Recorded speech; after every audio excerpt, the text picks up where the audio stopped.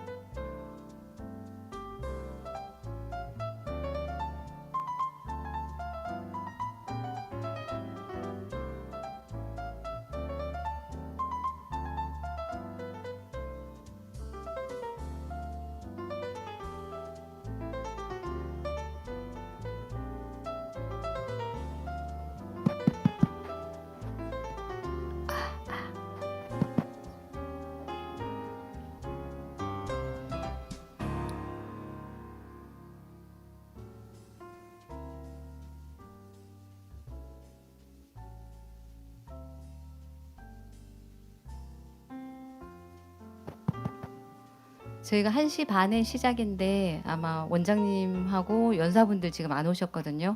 도착하시면 예. 오셨어요? 예, 원장님이랑 다 들어오시면 조금 저희 오늘 원장님 일정이 좀 빠듯하다고 하셔가지고 들어오시는 대로 시작을 할게요.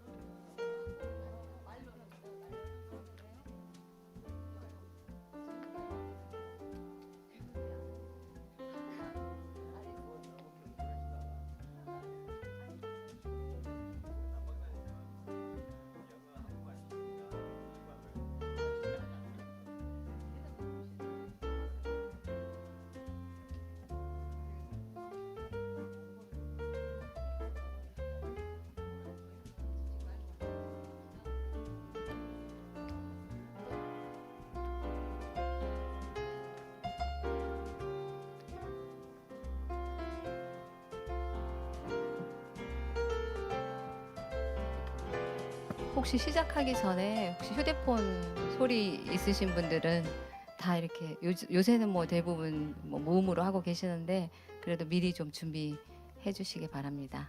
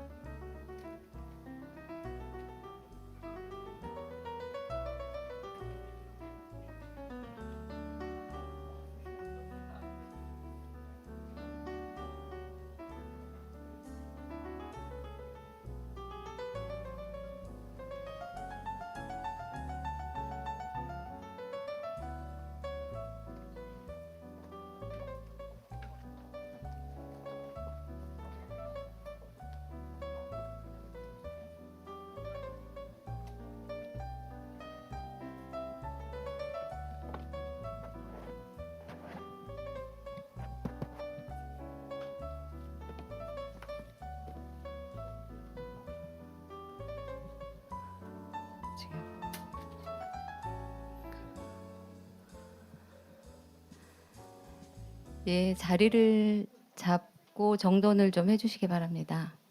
혹시 휴대폰 소리 있으신 분은 무음으로 변경해 주시고요. 예, 원장님과 이제 연사님들이 다 참석을 했기 때문에 시작을 하겠습니다.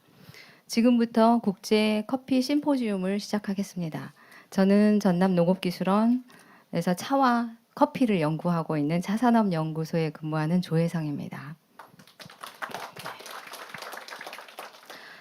이 자리에 함께해 주신 여러분 참석해 주셔서 대단히 감사합니다. 지금 농업기술원에서 열리고 있는 이 국제 커피 심포지움은 케냐, 코스타리카, 베트남, 중국, 한국 5개국이 참여하고 있습니다. 그리고 현재 국제농업박람회 유튜브 채널을 통해서 실시간 방송되고 있고 줌을 통해서 볼 수 있도록 하고 있습니다. 혹시 현장에 못 오셨지만 커피에 관심 있는 분이 있으면 알려주시기 바랍니다. 오늘 일정을 간단하게 소개하겠습니다. 먼저 오늘 처음 순서는요. 잠깐만요. 원장님께서 전남농업기술원 원장님께서 개회사를 시작으로 심포지엄을 시작을 하겠습니다. 그리고 중국 윈난성 농업과학원의 부석이님께서 축사를 해주실 건데 피치 못하게 오늘 현장에 참석을 못했어요. 그래서 그 메시지는 전해주셔가지고 통역하시는 분이 대독을 하도록 하겠습니다. 그리고 나서 조금 정리를 하고 기념 촬영을 모든 분들이 나오셔서 앞에서 오늘을 기념하는 기념 촬영을 하고요. 그 다음에 이제 발표가 시작이 되는데 오늘 발표는 이제 두 가지 세션으로 돼 있거든요. 그래서 첫 번째는 이제 세계 커피 산업 동향에 대한 내용, 그리고 두 번째는 이제 커피 연구 결과에 대한 내용을 하고 세션 1과 2 중간에 저희가 브레이크 타임을 20분 할 건데 그때 이제 국내산 커피를 저희가 그때 공수를 해서 맛을 볼 수 있도록 그때까지는 좀 계셔가지고 국산 커피를 맛을 보기 바랍니다. 그러면 먼저 원장님의 개회사를 듣도록 하겠습니다.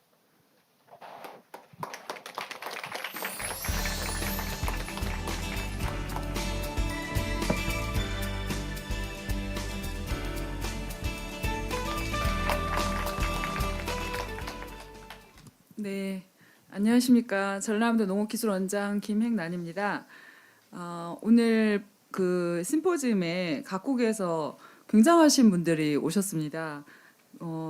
대표적으로 유명한 뭐 케냐라든지 베트남, 코스타리카 이런 그 세계적으로 유명한 각국의 전문가님들, 이렇게 산업 관계자님들 오셨는데 오늘 그분들 를 포함해서 오늘 이 행사에 참석해 주신 모든 분들 진심으로 환영합니다.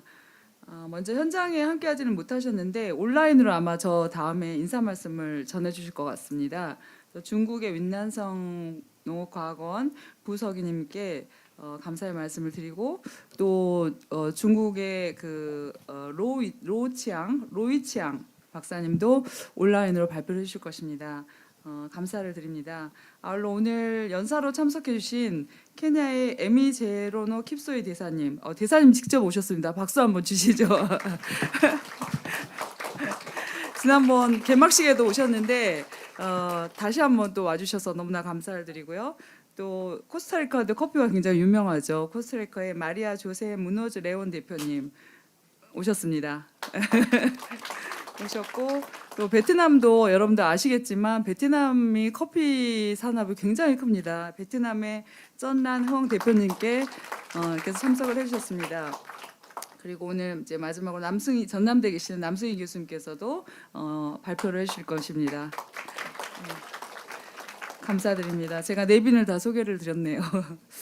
2003년 기준으로 우리 국민의 1인당 커피 소비량이 연간 405잔을 마신다고 합니다. 저도 깜짝 놀랐는데 365일이니까 아마 하루에 한 잔을 전 국민이 다 커피를 마신다고 쳤을 때 하루에 한 잔 이상 마시는 걸로 세계 그 평균이 152잔이라고 하는데 굉장히 우리나라 사람들이 커피를 사랑하는 것 같습니다. 국내 커피 전문점은 10만여 개고 또 매출액은 17조 8천억 원 규모고 커피가 우리 일상 속에 굉장히 깊숙이 자리 잡은 산업이 되었습니다. 작년에 저희가 이제 그 윈난성의 현장을 방문을 했었는데 윈난성이 중국에서 커피를 제일 많이 생산하는 곳이고 또 그냥 뭐 길 가다 보면 산간이나 논밭에 굉장히 커피가 많이 심겨져 있었습니다. 그래서 굉장히 그 자연 환경이나 이런 거에 대해서 놀라웠고 또 부러운 그런 부분이 있었는데 저희가 이제 국내에서 시설 하우스에서 커피를 기른다라고 하니 그분들이 굉장히 놀라워하면서 조금 약간 갸우뚱하셨습니다. 그래서 어떻게 국내에서 그 노지가 아닌 그런 하우스에서 커피를 기르지 하면서 굉장히 갸우뚱했었는데 작년에 이제 저희가 가고 그 다음에 또 그분들이 저희한테 오셔서 저희가 그 시설 안에서 커피 기르는 거를 굉장히 과학적인 그런 방식을 통해서 커피 기르는 모습을 보면서 굉장히 감동을 하고 본인들도 이제 기후 변화에 대응해서 이런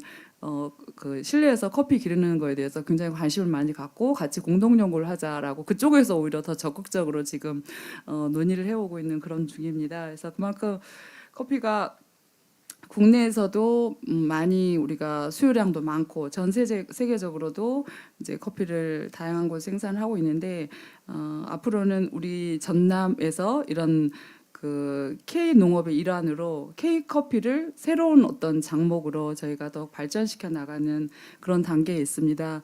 아마 앞으로는 그 한국의 한국의 시설하우스 안에서 기르는 커피가 아마 대표적인 그런 세계적인 그런 수준으로 자리 잡을 수 있도록 저희가 적극적으로 연구를 노력하겠습니다.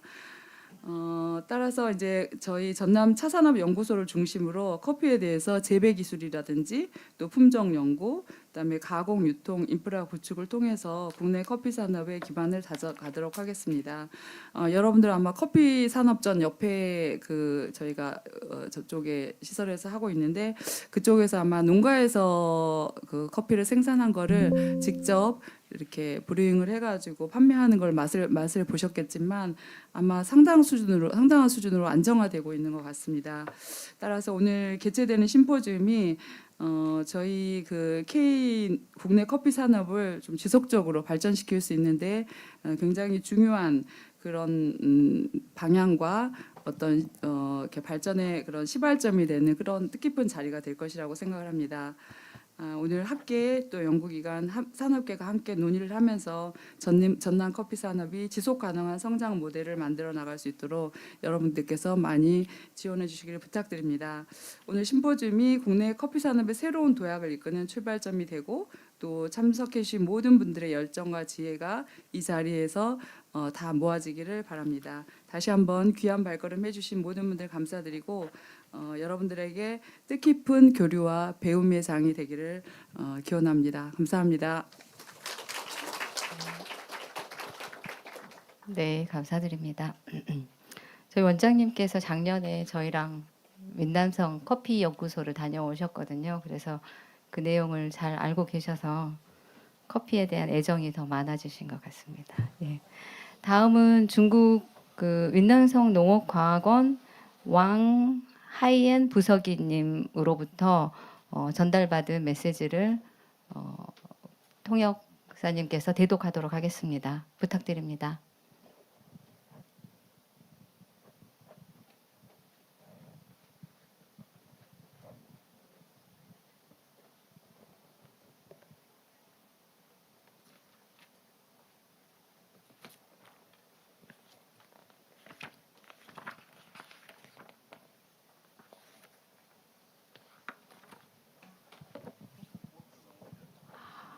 지금 외부 스피커로 나오는 게 아니라 이게 리시버로 지금 들리나 봐요. 그래서 요거를 착용을 하시고 1번이 한국어, 2번이 영어거든요. 그래서 1에 맞추면 한국어가 나옵니다. 그래서 Let me use microphone. Sorry for inconvenience. Let me start again. 영어로 이렇게 나옵니다. So I will do the English first, and I will do the Korean translation later. 네, 영어로 먼저 읽고 한국어 통역 네. 순차로 진행하도록 하겠습니다. 시작하겠습니다. 전남 Agricultural Research and Extension Service. On the grand opening of the International Coffee Symposium, Winnan Academy of Agricultural Science, YAAS, extends its warmest welcome to all participants and congratulates the symposium on its successful commencement. We would like to take this opportunity to express our sincere greetings to leaders, representatives, and scholars from various countries. 2025 국제커피 심포지엄 개최를 맞아 윈난성 농업과학원을 대표해 오늘 자리해 주신 모든 참석자 여러분께 환영의 말씀드리며 전라남도 농업기술원의 성공적인 심포지엄 개최를 축하드립니다. 이번 기회를 통해 오늘 자리해 주신 각국 지도자, 대표자, 학계 여러분께 인사 말씀드립니다. As one of the world's most popular beverage, coffee closely links the development of its industry with sci-tech innovation and cultural exchange. The International Coffee Symposium offers a valuable platform for researchers, producers, and professionals in the coffee sector to share the latest research findings, exchange advanced practical experiences, and explore future development trends. We firmly believe that the symposium will have a positive and far-reaching impact on the sci-tech progress and sustainable development of the coffee industry worldwide. 전 세계적으로 사랑받는 커피 산업의 발전은 과학기술 혁신, 문화 교류와 긴밀한 연관 관계를 맺고 있습니다. 이번 국제커피 심포지엄은 커피 연구자, 생산가, 전문가에게 최신 연구 결과를 공유하고 실질적인 최신 경험을 나누며 미래 개발 경향을 탐구하는 귀중한 장이 될 것입니다. 이번 심포지엄을 통해 전 세계 커피 산업 전반의 과학기술 발전과 지속가능 개발에 유의미하고 광범위한 영향이 있을 것으로 믿어 의심치 않습니다. As a globally significant coffee growing region, Yunnan in China produces high-quality coffee beans with distinctive flavors due to its unique geographical environment and climate. YAAS has long been committed to scientific research and technological extension in areas such as coffee germplasm innovation, cultivation techniques, green pest control, and processing methods, actively promoting the high-quality development of Yunnan's coffee industry. 세계적인 커피 재배지 중 하나인 중국 윈난에서는 독특한 향미를 가진 고품질의 원두를 재배하고 있습니다. 이는 윈난의 특별한 지리적 환경과 기후 덕분입니다. 윈난성 농업과학원은 오랫동안 과학 연구와 기술 확장을 통해 커피 생식질 혁신, 재배 기술, 친환경 해충 관리, 원두 처리 방식을 발전시키며 윈난 커피 산업의 고품질 개발을 이끌어왔습니다. The year 2024 marked the signing of a cooperation agreement between YAAS and JARAS, outlining collaborative efforts in coffee, tea, horticulture, food crops, specialty crops, and food processing.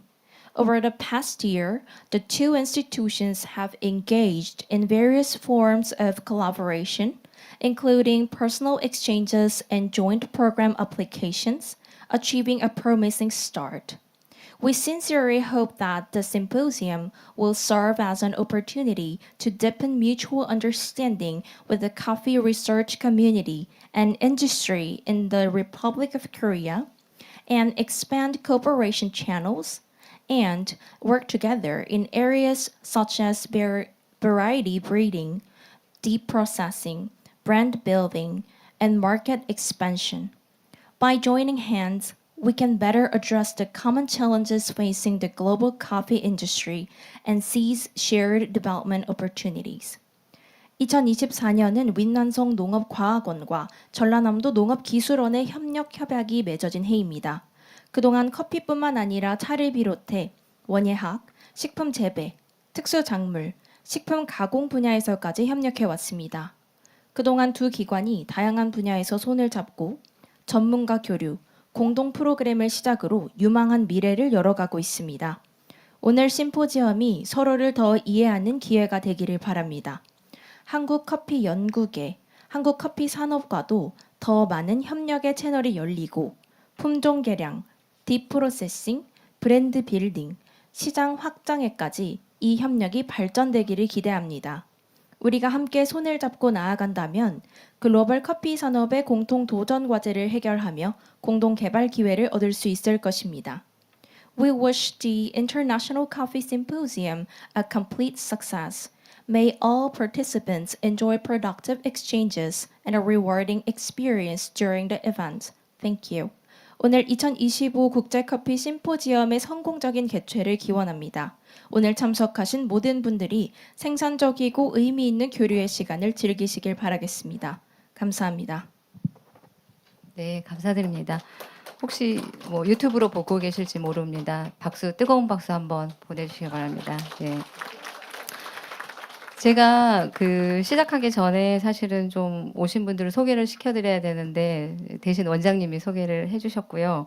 네, 오늘 심포지움에 굉장히 많은 역할을 해주셨는데 아까 이제 제가 소개를 미처 못 드려가지고 제가 당황스럽게 뭐 이렇게 빼먹은 게 있어가지고 오늘 저희 국제 심포지움을 하는 데 있어서 뭐 케냐 대사님, 코스타리카의 커피 관련 대표님 뭐 이렇게 초청하는 데 있어서 전라남도의 관계 대사로 계신 박철주 대사님께서 굉장히 뭐 이 두 분뿐만 아니라 예, 감사의 박수 좀 부탁드립니다. 지금 이제 초청은 케냐 분하고 코스타리카 두 분 이제 초청에 이제 했는데 그 전에 뭐 콜롬비아 또 뭐 어디 다른 뭐 이렇게 여러 군데를 해주시려고 굉장히 노력을 많이 해주셔가지고 정말 감사드렸는데 제가 이제 미처 인사를 못 드렸습니다. 예, 감사드립니다. 그리고 또 한 분 여기 이제 심포지움에 직접 관여는 안 하셨는데 지금 참석을 해주셔가지고 외부에서 어제까지 저희가 그 K커피 홍보관 요 밑에 가면 온실 있거든요.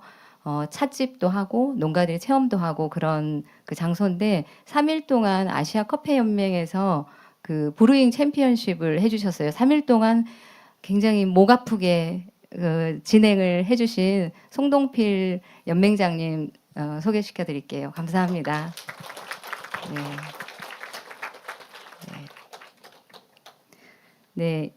이제 개회식 마치고 저희 모든 분들 앞으로 나오셔서 앞에서 기념 촬영을 좀 하겠습니다. 앞으로 나와 주십시오. 사진.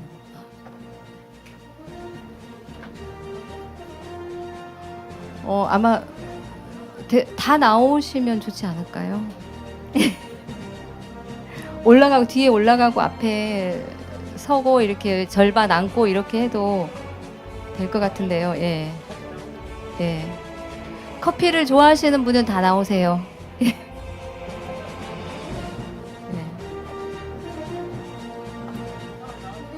뒤로 올라갈래요? 뒤로 올라갈래요? 키 작은 분들 올라오세요.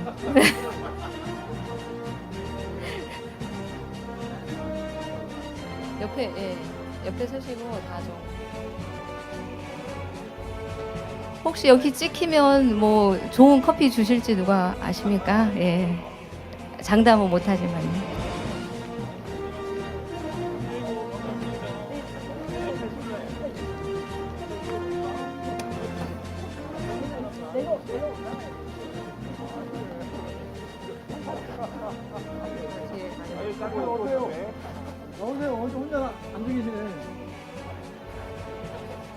제가 손수완 분석센터 부장님, 예.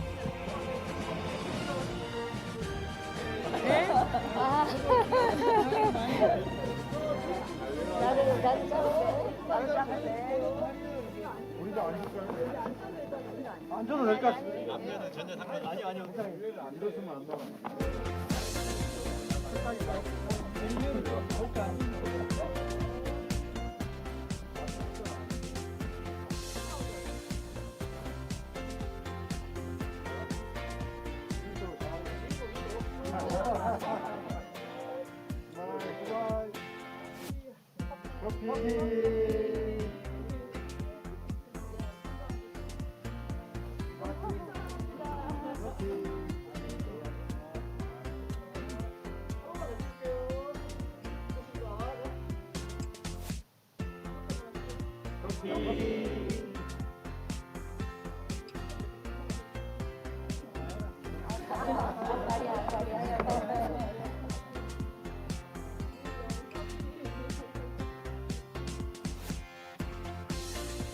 네, 고맙습니다. 네.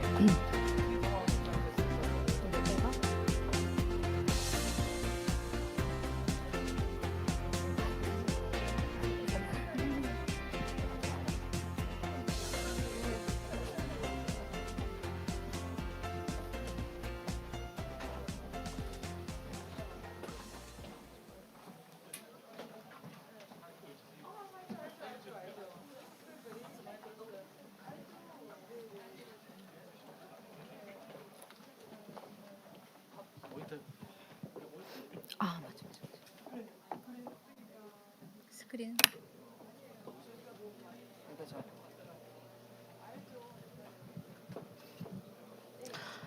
바로 스크린이 준비되는 대로 바로 발표에 들어가겠습니다.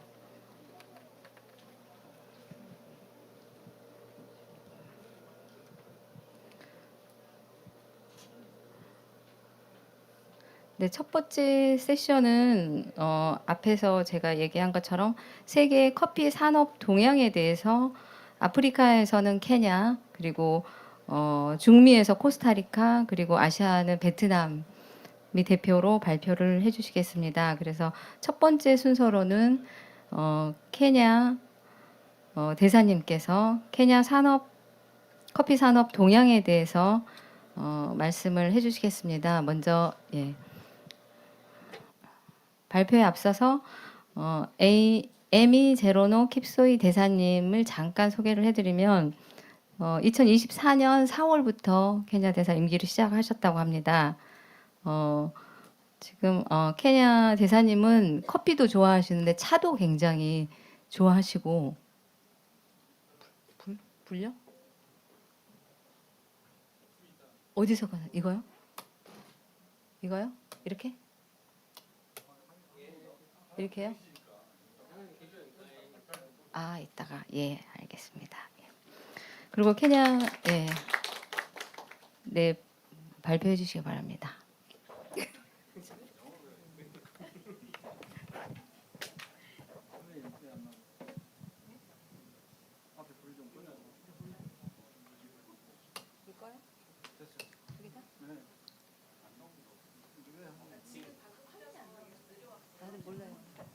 화면 좀 나오게 해주십시오. 예? 좀 느리다고 합니다. 죄송합니다.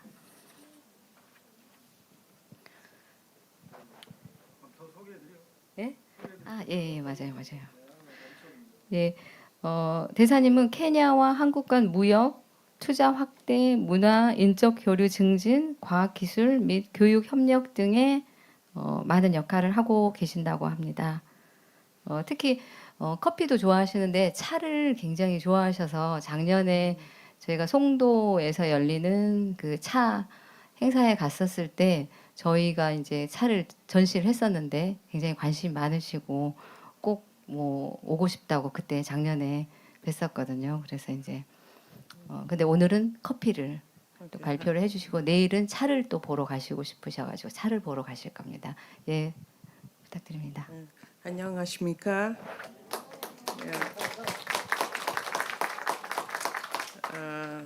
Thank you very much to the Institute. This is my second time to this wonderful city. I feel very nice to be back. After last week's agricultural exhibition, I am really honored for the invitation, so thank you very much. I have been in Korea now for 1 year, 7 months. I came in 2024, just before Korea-Africa Summit. Why I say Korea-Africa Summit? Because it is important, because it is defining the relationship that Kenya and Korea have in terms of collaboration and in terms of opportunities, particularly in the area of trade, where coffee is. So I hope that as we go forward as a country and countries, we will be able to trade more. I just have a short presentation that I hope will help us understand where Korea and Kenya are in matters of coffee. Can you move to the next slide?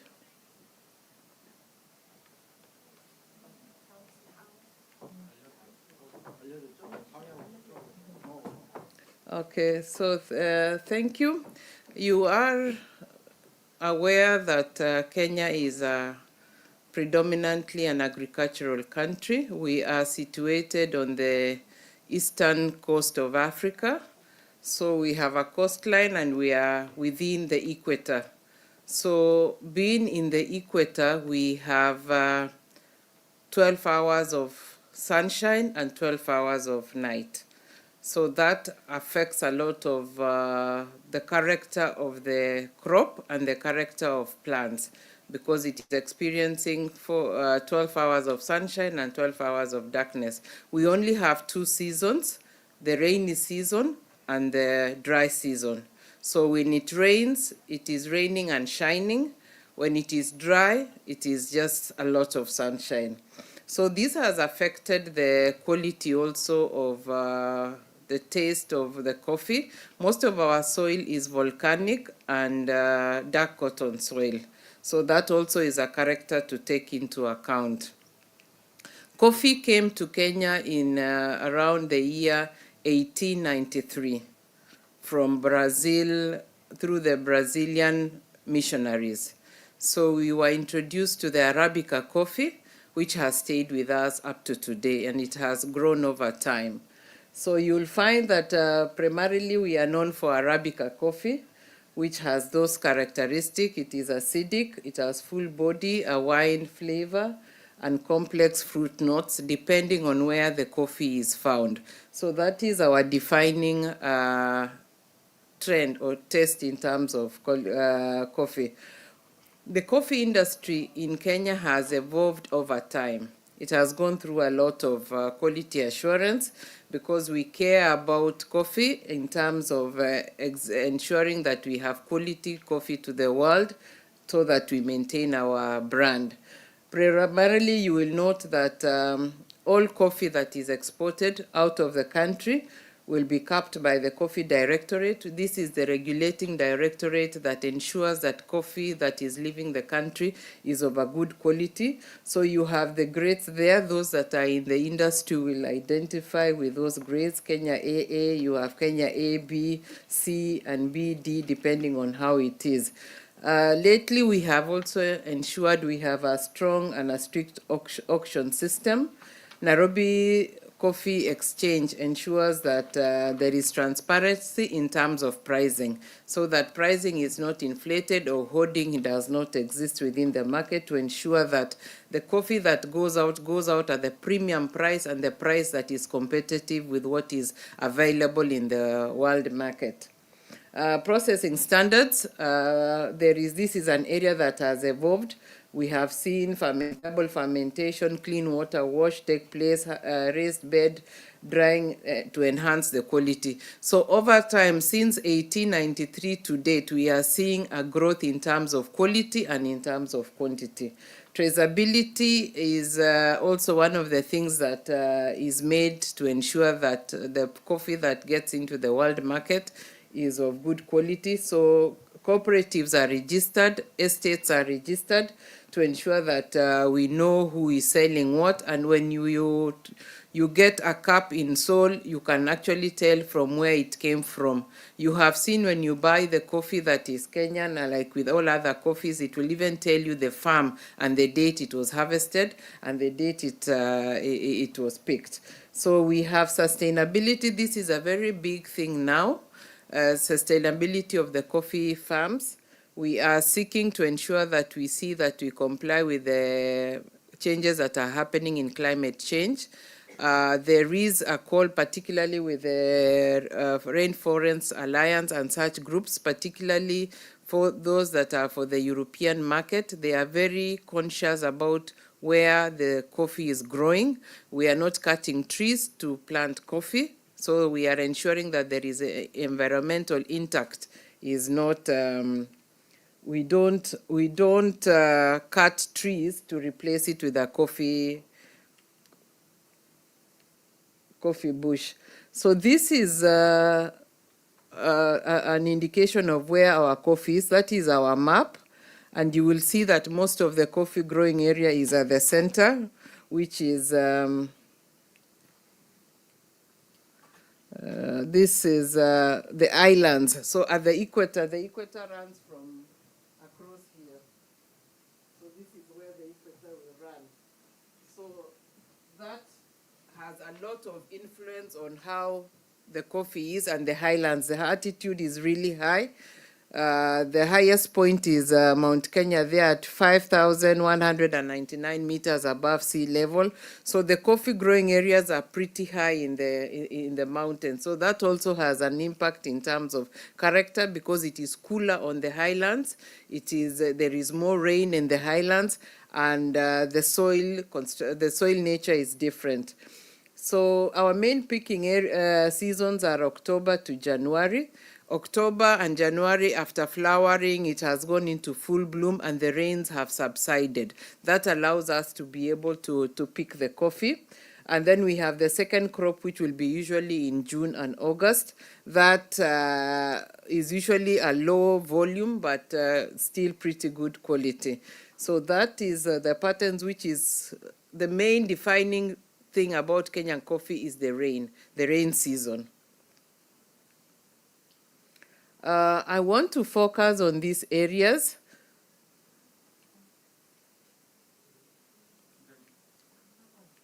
Is it me or?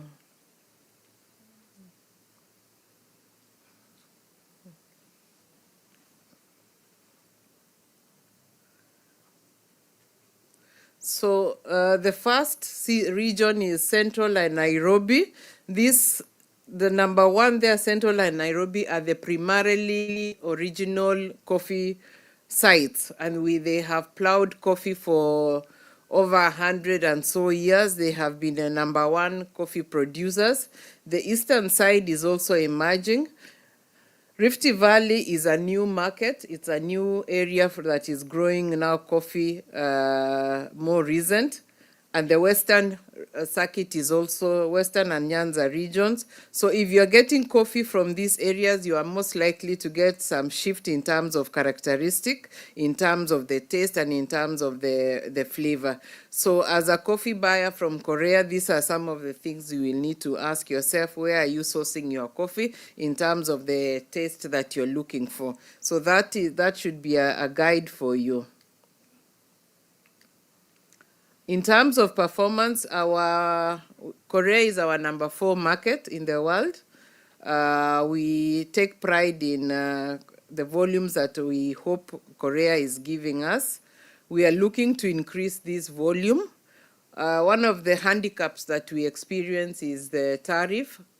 Coffee coming from Kenya to Korea is highly taxed because we don't enjoy an EAP arrangement. These are discussions that are taking place now after the Korea-Africa Summit. We hope that we will have a discussion that will ensure that we have a favorable trading regime to enable Koreans enjoy more coffee and increase the volumes, and also enhance the business for Korean buyers who specialize in Kenyan coffee. These are the volumes if you are to look at what we have brought in over the season. So you will note that there was an increase in the year 2022, and then we have gone slightly down. This, I think, was impacted by the COVID season, and we are now slowly trying to recover and to just go back into where we were in 2022. What is the market now looking at? We note that now Korea is more interested now in coffee chains that offer different options, and there is an emergence in terms of that. So the mass market era is one thing that is an influence that has influenced the Kenyan coffee. The specialty coffee emergence in Korea, and in terms of the search for specialty coffee. So Kenya is aware of that, and there is a move in Kenya to ensure that the coffee that we are producing and sending out to the market meets the demand for the consumer who is looking for a special types of freshness, a special types of diversity and specific tastes to suit all the palates.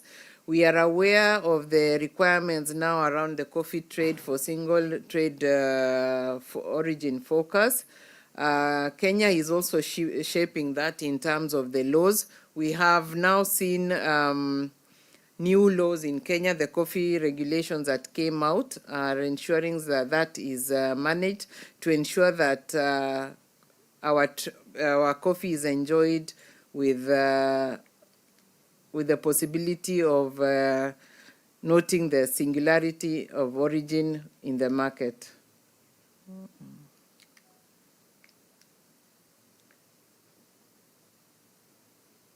Our reputation is what we really pride ourselves in terms of the exceptional quality and in terms of the exceptional cup quality that Arabica coffee from Kenya allows us to produce. So we are riding on that on a global nature and in the global sense.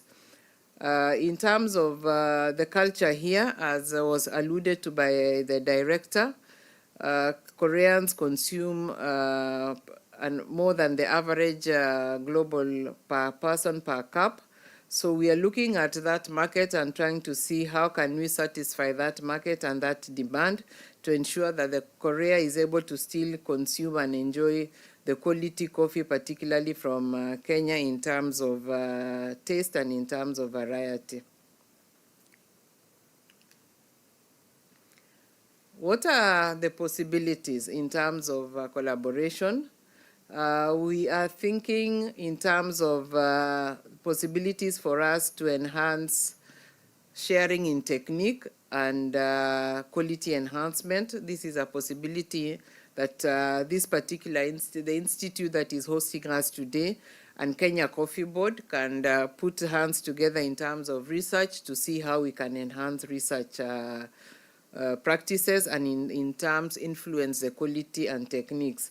Joint initiatives for climate adaptation. This is a worldwide phenomena. Sustainable farming practices, knowing that climate change is real. Remember, Kenya coffee is influenced by rainfall. So when it rains, there is more flowers and therefore more cherries. If it doesn't rain, then the farmer is disadvantaged because not all of our farms are under irrigation. So we are dependent on the rain-fed agriculture. How can we ensure that in view of climate change?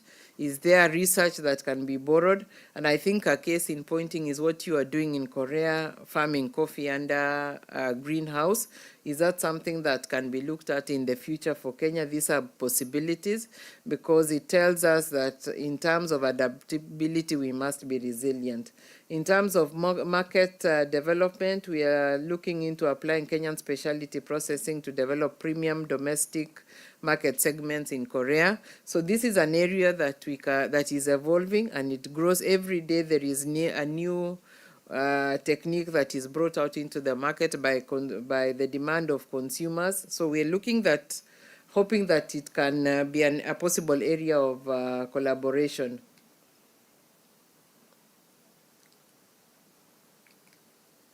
So as I conclude, I say that there is a lot that Kenya can get from Korea in terms of research, in terms of technology. Technology is a big area that we can also collaborate in terms of tech transfer.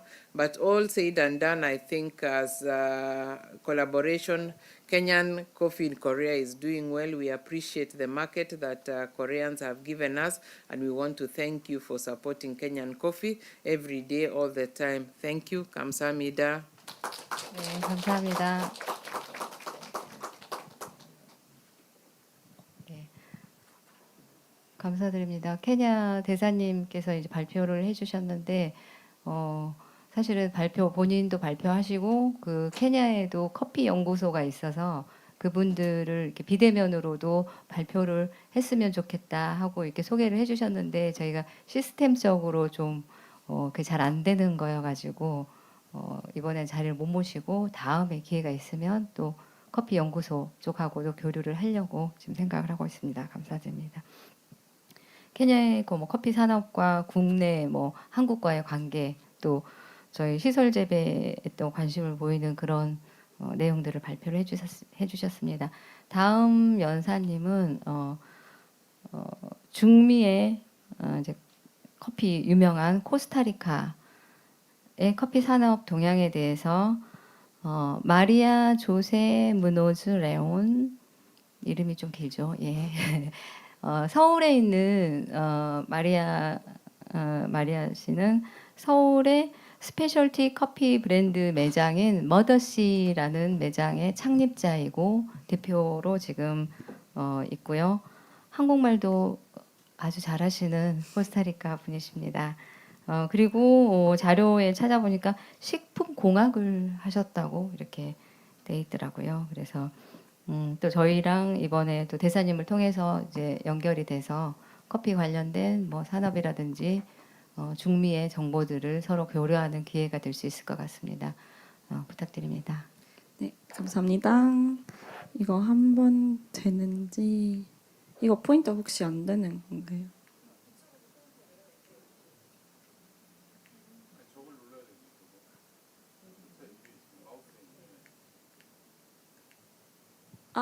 되네요. 감사합니다. 네, 그리고 오케이, 네, 알겠습니다. 네, 한국말로 발표하시나요? 아니요. 영어로 하시죠? Yes. So hello everyone. Thank you so much for inviting me. This is my first time in Jeollanam, actually, so I'm very happy. So today I'm talking about trends in the Costa Rica coffee industry. My name is Maria Jose, and actually here I'm gonna introduce myself. My name is Maria Jose Munoz Leon. So Munoz is my dad's last name. Leon is my mom's last name.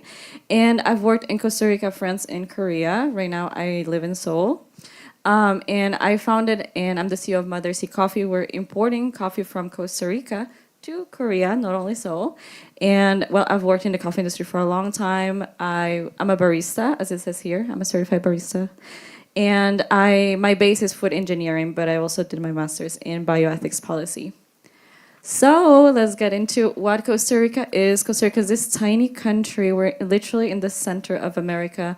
And we were colonized by Spain, so we gained independence in 1821, and we're a very small country, so we have 5 million people, which is half of Seoul's population rate. So our main language is Spanish, then we have 7 native languages in Mecateliu, which is a variant of Jamaican Patois. So there's a lot of languages as well as a lot of people speak French and English. So Costa Rica, this is what it looks like, a little bigger. These are the maps we use in school. So Costa Rica has a big mountain line like this in the center. And that's why our coffee is so good, because we have a lot of volcanic and mountainous grounds, I guess similar to Kenya. And we also have a very interesting thing, which is that we have 2 oceans. We have the Pacific and the Caribbean. This is the map of the whole Costa Rican ocean. It's very big. So we have a bunch of microclimates. These are all of the little climates. So literally you can be driving and you drive 20 minutes and you change climates. You know, it can start raining if you change literally regions. So there's a lot of variety of coffee, right? So we gained independence from Spain in 1821, but the coffee first came in the 1804. So this is a little map of how the coffee came. So as you guys know, there's a lot of coffee in all of Latin America, and our coffee came through the Europeans who decided to start cultivating it in the Caribbean, and Costa Rica has a Caribbean coast as well. So what actually coffee did to our country was a big change. We gained independence in 1821, and then the country became a coffee country. So what this means is that thanks to coffee, and literally it is titled the coffee oligarchy. Oligarchy means like usually your governor. Thanks to the coffee, you know, we built a policy for agriculture. We founded our first university. We built our national theater. We even had a coffee coin. We built highways, railways, banks, hospitals, and well, in 1933, finally, the Institute of Coffee. So whenever you're exporting coffee, so every time I deal with anything, it is with the Institute of Coffee because it is regulated similar to Kenya. So characteristics of our coffee are that it's mainly Arabica because Robusta was illegal. It is still illegal for production except for research. So for research, we have a big research institute where there's Liberica and a lot of other types of coffee. Then the private market is regulated by a government agency, same as Kenya. That means that before it is exported, they come in and check. They see how you're packaging the coffee, and they're like, okay, you can send it. to make sure you're not adding in anything extra to the coffee. Then we have CATIE, which is actually Central America and Central American Research Institute, but it is based in Costa Rica, so it is a research center, and we have a bunch of germplasm, and they always create new coffees. And then similar to, I guess, again, Kenya, which is very interesting, is that we, of course, cannot just get rid of forests to build coffee, because 53% of our whole territory is protected, so 50% is just like forests. And we're developing low altitude growth coffee as well, because historically we have been growing coffee at over 1,000, 2,000 meters, and lately they've been also growing at very low, so down to 200 meters over the sea, etc. So the Costa Rican coffee calendar, because it has a lot of microclimates, it does kind of change from place to place. But overall, here is, this line means January, so January, December. We're also very close to the equator. So this is the rainy season, this is the dry season. So during the rainy season is that the beans start to show up. Before that, we have the flowers, and then there's no flowers anymore. This changes also by region. So usually you start collecting the beans at the end of the year, but actually this year it started early, so right now they're already picking beans in certain places. So let's move on to the actual trends. So the global movement, this is for production and consumption, it's been going up and down, and it especially went down during COVID. So I think this was a global phenomena. Then the New York stock, as you guys know, the coffee keeps going up currently after COVID. And this is us compared to Central America. So basically, Central America, it's been going down, and this is a phenomenon due to the fact that a lot of the coffee land is actually in the city, because back in the day it was like you would just receive land by the government, was given for free if you were growing coffee. So people got big lands of big pieces of land to grow coffee. But as time goes by, this land can also be changed into buildings or apartments. So it happened in my neighborhood. I remember I used to go to school and it was surrounded by coffee farms. But I've heard now it's just like apartment buildings. So, there's like more valuable enterprises that you can get into compared to coffee. So I think this is why it's going down. And also I think another trend is that this coffee production is something that old people would do. So this is similar to anything that happens here in Korea as well. Agriculture is something that older generations do, and younger people want to go into like tech and other things. So there's like a decrease in the production. Then, so let's check compared to other countries though. Costa Rica is the 5th biggest producer in Central America, but it's been going down. So basically the production from 2024, because it starts at the end of the year, went down compared to the year previous to that. So it's, the same thing as the previous slide. Our industry itself, the structure goes like this. We have a lot of producers and then mills. Mills are the ones that process the coffee, right? So you can grow the coffee, but then you have to wash it or make it into honey or whatever. That is separate. So some people actually do it themselves. So there's, of course, more producers than mills, and then there's more exporters than post-harvest processors. What this means is like roasters.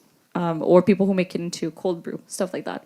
But as well, producers have decreased, while meal have increased. I think because people have there's been a lot of interest into making new processes and innovating kind of like to go into the coffee market. Exporters have also increased because we all see the value of coffee increasing, and roasters also have decreased. I think this is linked to the fact that a lot of producers would also be roasting their own beans. And then going into the actual fruit production, so the coffee, it's a fruit and we eat the bean inside, it's been going down, but it actually went up last year. Even though the coffee produced was less, the beans were more. That means that there was more coffee produced, but it was lower quality, so we could sell less. And I will explain why exactly last year, because there was so much rain, the dry season caused early ripening and early harvest, and so a lot of beans just fell to the floor when they were green. So a lot of fruit was produced, but we couldn't harvest it and use it as coffee beans. Okay, so now that you kind of know how it's going on, this is the Costa Rican coffee map. So historically, the coffee first started to be cultivated in the center of the country, As you can see, there's mountains here, there's mountains here. So here's a valley. So it was here's the capital actually. So inside of the capital, a lot of was cultivated, and of course, the capital also includes a lot of mountains and volcanoes. So all the mountain and volcanoes, all the mountains here, a lot of volcanoes here too, and the lowest altitude part, which is here, Guanacaste. If you guys ever want to try coffee from Guanacaste, we import some. And yeah, so most of the regions are near the mountains. So here is the description of the distribution of the coffee. Most of the coffee, most of the coffee is done in the Santos area, as you can see. If you guys have ever had coffee here, it was probably from Los Santos. Los Santos includes Tarrazú.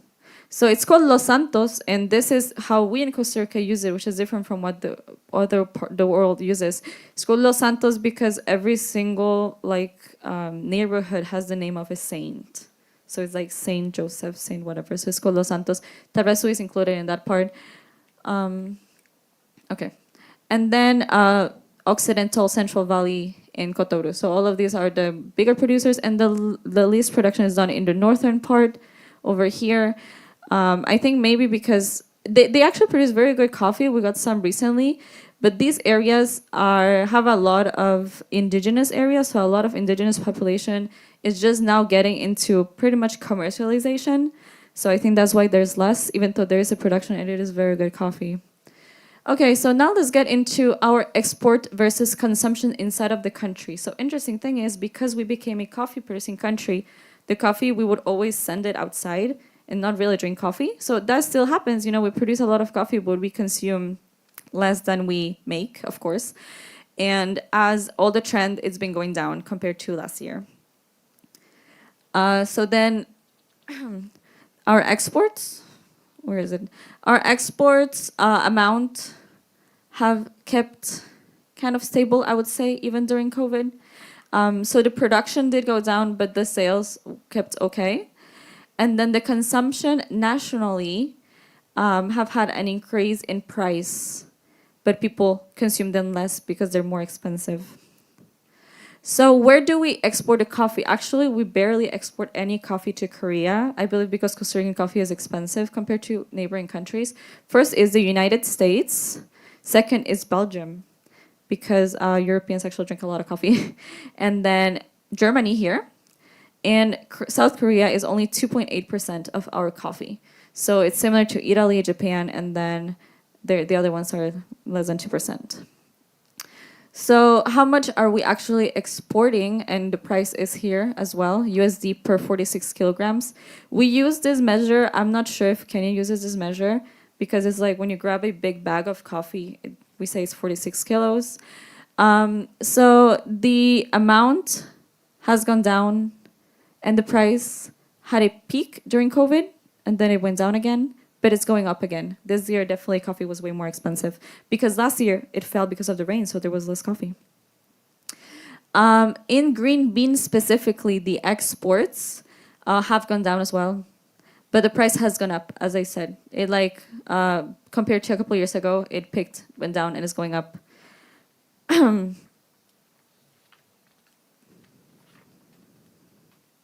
Yeah, so these are the specific numbers. And this is compared to neighboring countries. Nicaragua exports a lot, then Honduras, Brazil as well. The reason why here Brazil is so little is because we're talking about this specific period of October and September. But we basically don't really import coffee from other countries because I heard there's a very high taxation. So most of it, the idea is for us to consume our own coffee, and we are importing from the countries nearby, so Nicaragua and Honduras. Okay, so how does this affect the actual country's GDP? Basically, this is the coffee influence compared to the other. This is fisheries, and this is other agricultural. Cultivations. So the agricultural thing is kind of fluctuating while the fisheries are going down, and the coffee is relatively stable. So I think this is because the colon, which is our coin, is linked to the dollar. So now that you kind of have literally all of these graphs about how basically our coffee has become more expensive and there's less coffee, we're gonna get into how does it actually look like in Costa Rica, because we all know how it looks like in Korea. So the first thing is we used to be producers, but now recently, very, very recently, in the last like 10 years, specialty coffee has come around into our country. Before, people would just drink the cheapest coffee because the good specialty coffee was exported. But lately, there's been a trend to revive it, and well, not even revive it, introduce it into the country. So the first thing I want to talk about is this, which is the vandola. So actually, this is marketed as our traditional method, which you can tell is kind of similar to the Chemex. It is actually not traditional. It was made literally like 6 years ago, but it's taken a big stage and it has popularity. We even have a national competition of the lavandola. And so now that you guys know what this is, I can talk about this. An interesting trend is that here in Korea, if you go to a coffee shop, you pick the bean and they give it to you, right? They give you a cup of coffee. But in our country, first, you can choose how many cups do you want to get. You're like, okay, I'm thinking about getting this honey. I'm going to drink it with my friend. Make us 2 cups. So they literally brew cups and they give you like the pitcher with the 2 cups inside. So it's a bunch of coffee. And you can also choose the method. So rarely enough, actually, you can't choose the method. All the time you can choose it.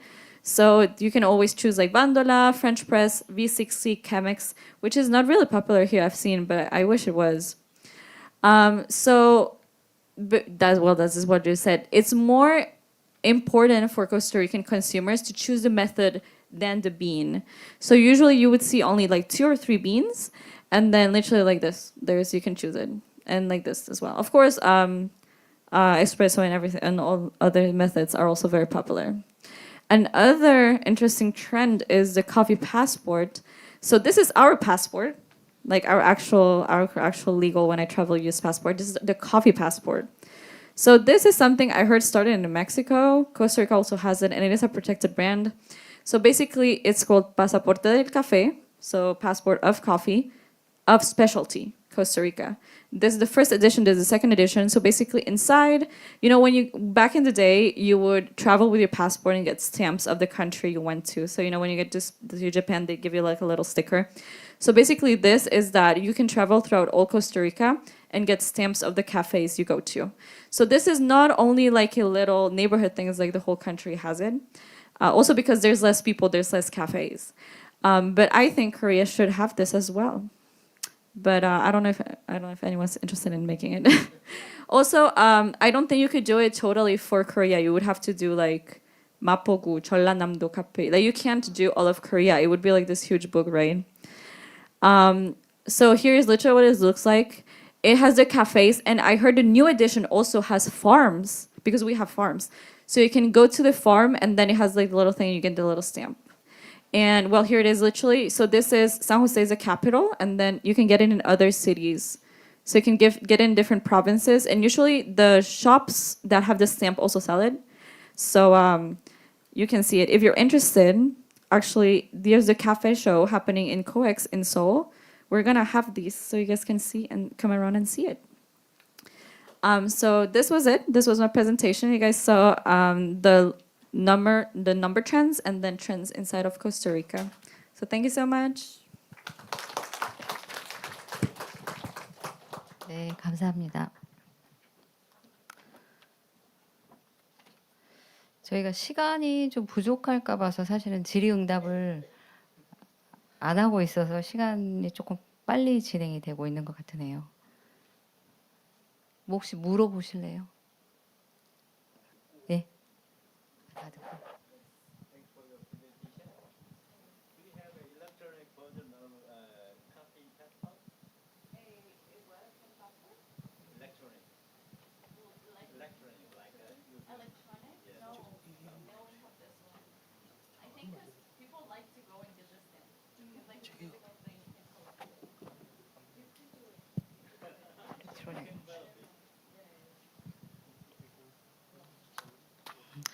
아까 이야기하신 커피 패스포트는 좀 우리나라 사람들이 좋아할 만한 그런 아이템인 것 같은, 저희도 전남 커피 농가들을 이렇게 묶어서 전남 커피 패스포트 한번 해보는 것도 괜찮을 것 같은 그런 생각이 듭니다.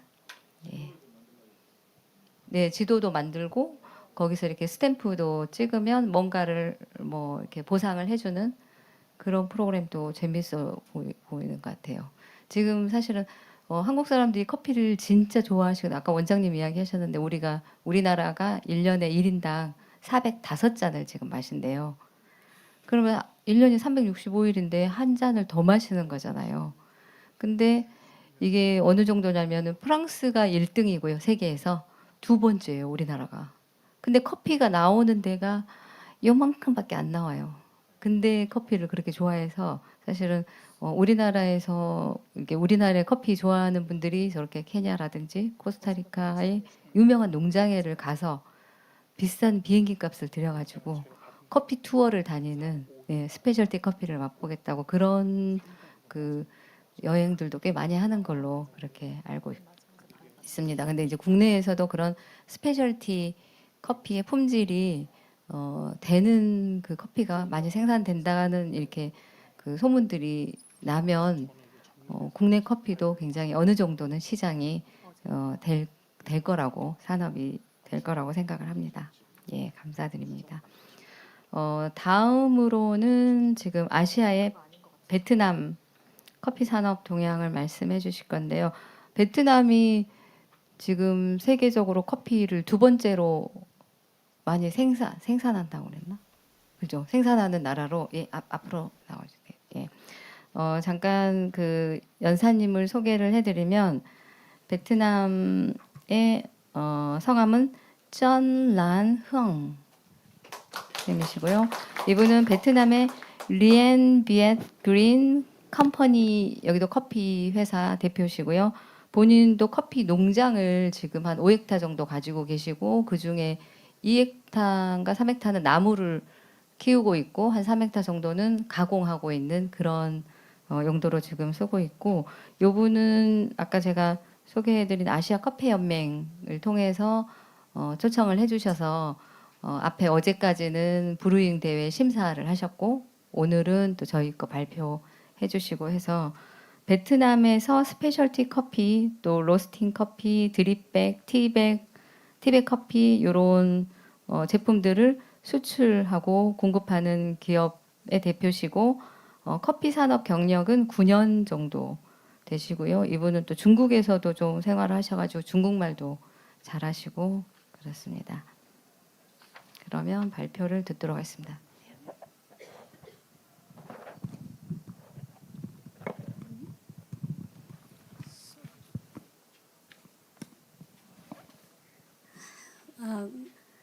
Hello everyone. 안녕하세요. 안녕하세요. I'm sorry I cannot speak Korean, and my second language is the Chinese. So English, my English is not very good, but I think I will try to share about coffee in Vietnam, and I will speak slowly. Please understand. Yes. Okay. My name Hương. Vietnam name is Hương. It means aroma. Hanku mean is Hyangki. Hyangki. Yes. Nice to meet you all, and I would like to thank all of you about warm welcome to Korean. Yes. We couldn't change your file, so it is the old version. I'm sorry. This is file is old version. Sorry. 이거 바뀐 거 아니에요? There's something about the file, but it's not a big problem. I think that. Okay. Can I start? 죄송합니다. 이게 지금 파일이 한번 바뀌었는데 제가 메일을 보낸다고 보냈는데 지금 안 바꿔져가지고 혹시 바꿔지나요? 예, 5분 정도 기다려가지고. Can you?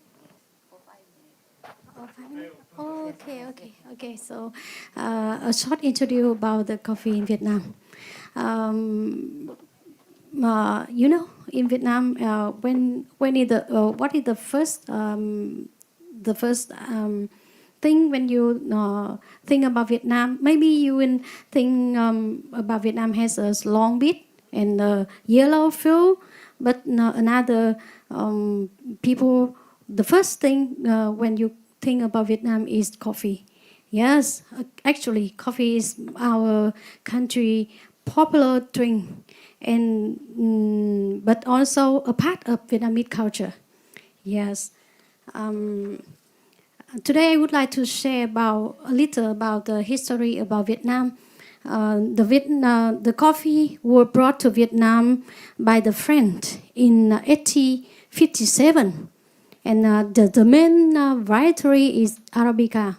And after that, when in the early 20th century, the French continue to be another variety to coffee to Vietnam is named Robusta. And nowadays Robusta is because of the weather, the soil is very good for the Robusta growing. So Robusta is the main coffee in Vietnam, and we grow Robusta in very large in Vietnam. And I would like to share, but it's different. It cannot to change. So I think I will say about the variety of coffee in Vietnam. We have 3 kind of main coffee. Oh yes. We have a 3 kind main kind coffee in Vietnam is the Arabica, Robusta, and a little Excelsa. Okay. Right, you can see this a little. This is the map about the main coffee in Vietnam. You can see that in 1857, Arabica was found in Vietnam by the French, and in 1908, Robusta was brought to and planted in the center of highland in Vietnam. And after that, we grow Robusta so much, and the Robusta become a coffee industry in Vietnam. And you can see we have 3 types of coffee: Arabica, Liberica, Excelsa, will grow in the north, but not suitable.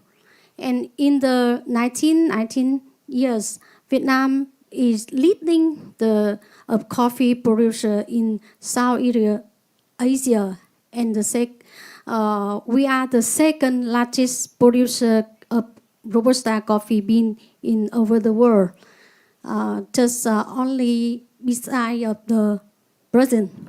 And today, Vietnam is the world's second largest coffee exporter. And here is the 3 main kind of coffee in Vietnam. You can see the Robusta in Vietnamese we call café vối, and the second is café chè. Chè is mint tea. It's mint tea. This is mint tea because the Arabica coffee like tea, so we call café chè. Yes, and this is café mít. Vietnamese mít is mean jackfruit because it has so much like jackfruit flavor in café mít and Excelsa. This is 3 main kind of coffee in Vietnam. You can see that. This is the Arabica. It's like the S line. This is a café vối. Robusta coffee, it's a trend line, and this is coffee meat. It's very thin and long. And this is some competition table of Vietnam coffee. You can see this is a café chè. Café chè has name Arabica. Its origin Ethiopia, and café vối Robusta. It's come from Africa, and this is Cafe Meat, West Africa. And the Cafe Chè Arabica Vietnam, we have about 10% and grow in the highland and cold climate. And if the Cafe Arabica, it can grow 4 to 6 meter. In another Cafe Voi, the same. We if we don't cut the Cafe Voi, the Robusta tree can grow up to 10 meter. Yes. And this is the leaf. The leaf of Arabica is very small. The leaf of Robusta is a bold and dark green. It has a dark green. And the leaf of the Libicella is very large. And the fruit, and we have the fruit is over 2 bean, and just only over 1 bean. And the flavor, about the flavor, the Arabica in Vietnam has a front and mid the acidity, and very clean cup, very clean cup. And the Cafe Voi in Vietnam is very and had a little strong flavor. And we have a main flavor, main aroma is dark chocolate, chestnut, and some Robusta grow in another, grow in different higher. They has a different flavor in Robusta in Vietnam. For example, the Robusta it grow in Đắk Lắk province. It has dark chocolate flavor, and the Robusta grow in the Lâm Đồng province. It has a caramelization flavor.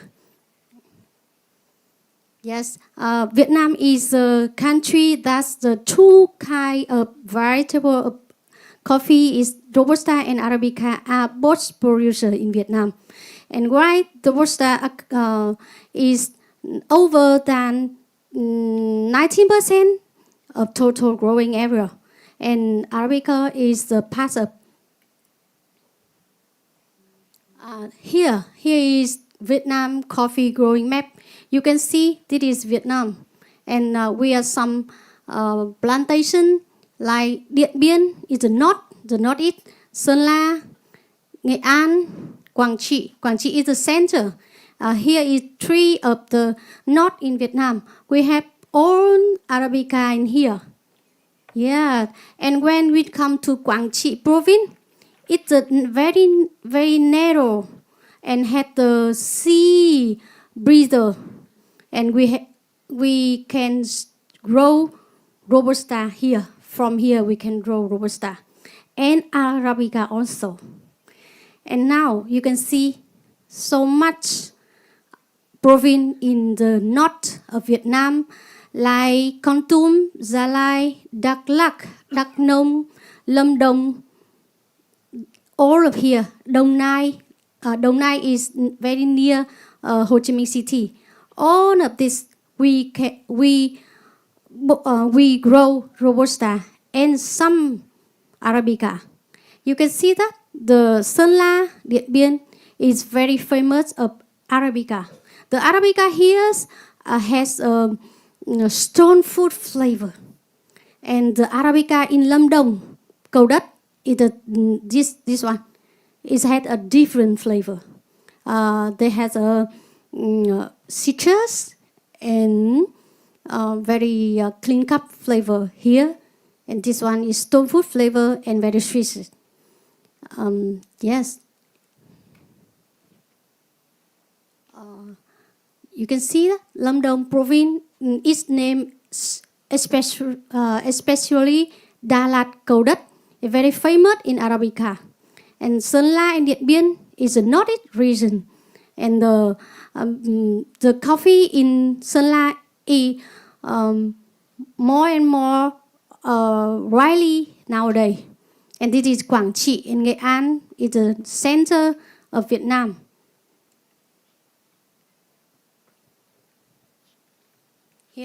Here is the main Robusta plantation. You can see we have a 5 highland plantation almost the grow Robusta like Kon Tum, Gia Lai, Đắk Lắk, Đắk Nông, and Lâm Đồng. We are famous Arabica in Lâm Đồng, but also have a Robusta in Lâm Đồng, because the Robusta in Lâm Đồng is the high above the sea, and this Đắk Lắk province is a very famous Robusta plantation. Đắk Lắk province, the city of Đắk Lắk province is Buôn Ma Thuột city. Buôn Ma Thuột city, all over the world called Buôn Ma Thuột city, is the capital of coffee of Vietnam. Yes. You can see the main Robusta is growing area like this one, Đắk Lắk, Gia Lai, Đắk Nông, Kon Tum, Lâm Đồng. Then it had more than 80% of coffee volume of Vietnam, and all of the coffee Robusta export to over the world is come from here, come from this 5 highland province. Yes, because the Robusta grow well at the 500 to 800 meter above the sea, so this province is very good for grow Robusta. Yes. The next, I will introduce a little about the main processing in Vietnam. In Vietnam, we have 3 kind of basic processing. Is wash process. The second is honey process, and the third is nature process. It's a 3 basic. I remember when I attend the coffee producer of the Coffee Association in Vietnam, we had in 2020, we learned about nearly 20 types of processing coffee. And just like semi-wash, full wash, honey, yellow honey, red honey, black honey, and nature, fried nature, and some fermentation processing like anaerobic nature. Yes, and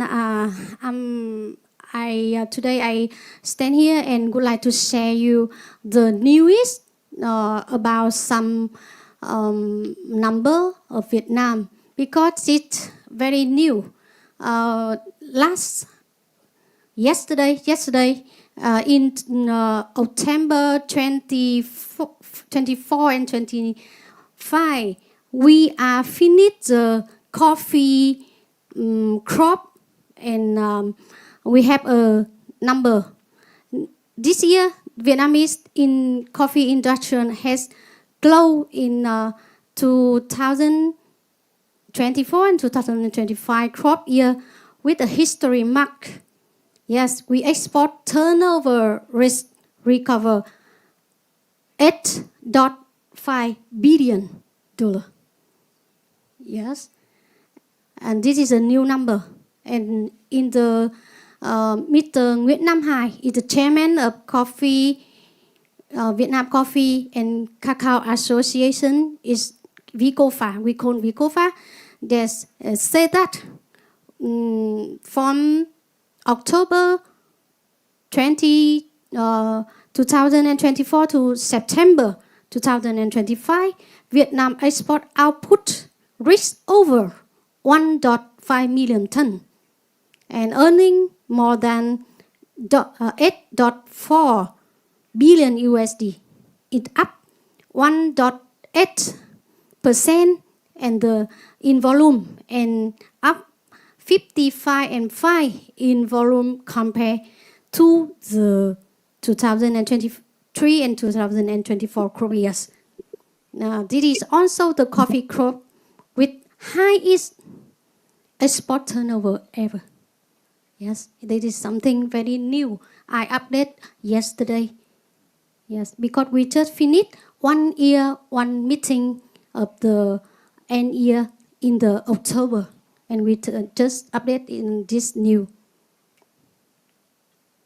Yes, And in the end of my presentation, I would like to share something about the coffee. Like Vietnam is the world's second largest coffee producer and exporter after Brazil.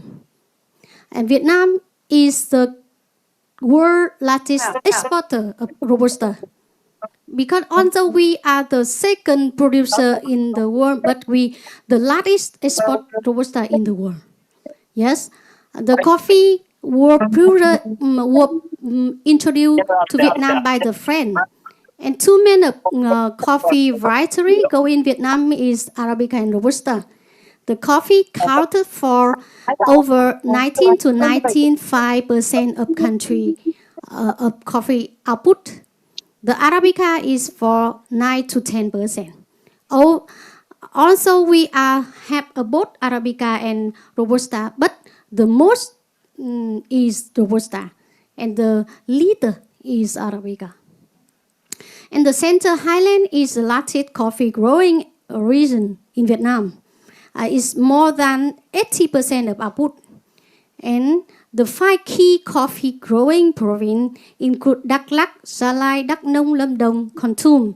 Đà Lạt, Cầu Đất region is the famous of the high quality Arabica. The region of Sơn La, Điện Biên, Quảng Trị is strongly developed Arabica. That Vietnam annual coffee output is about 1.6 to 1.8 million tons. The coffee is a key agriculture export and bring more than 4 billion USD each year. Then, filter coffee is the country symbol of life Vietnam. Maybe you know some people come to Vietnam, they also call café sữa đá. It means iced coffee. It's very famous in the world. And well, some like Obama and Mr. Trump come to Vietnam, they also like café sữa đá, our Vietnam with café sữa đá. And I think the café sữa đá is very is famous in Korea. Maybe yes. And Vietnam is strongly developing specialty coffee and suitable coffee.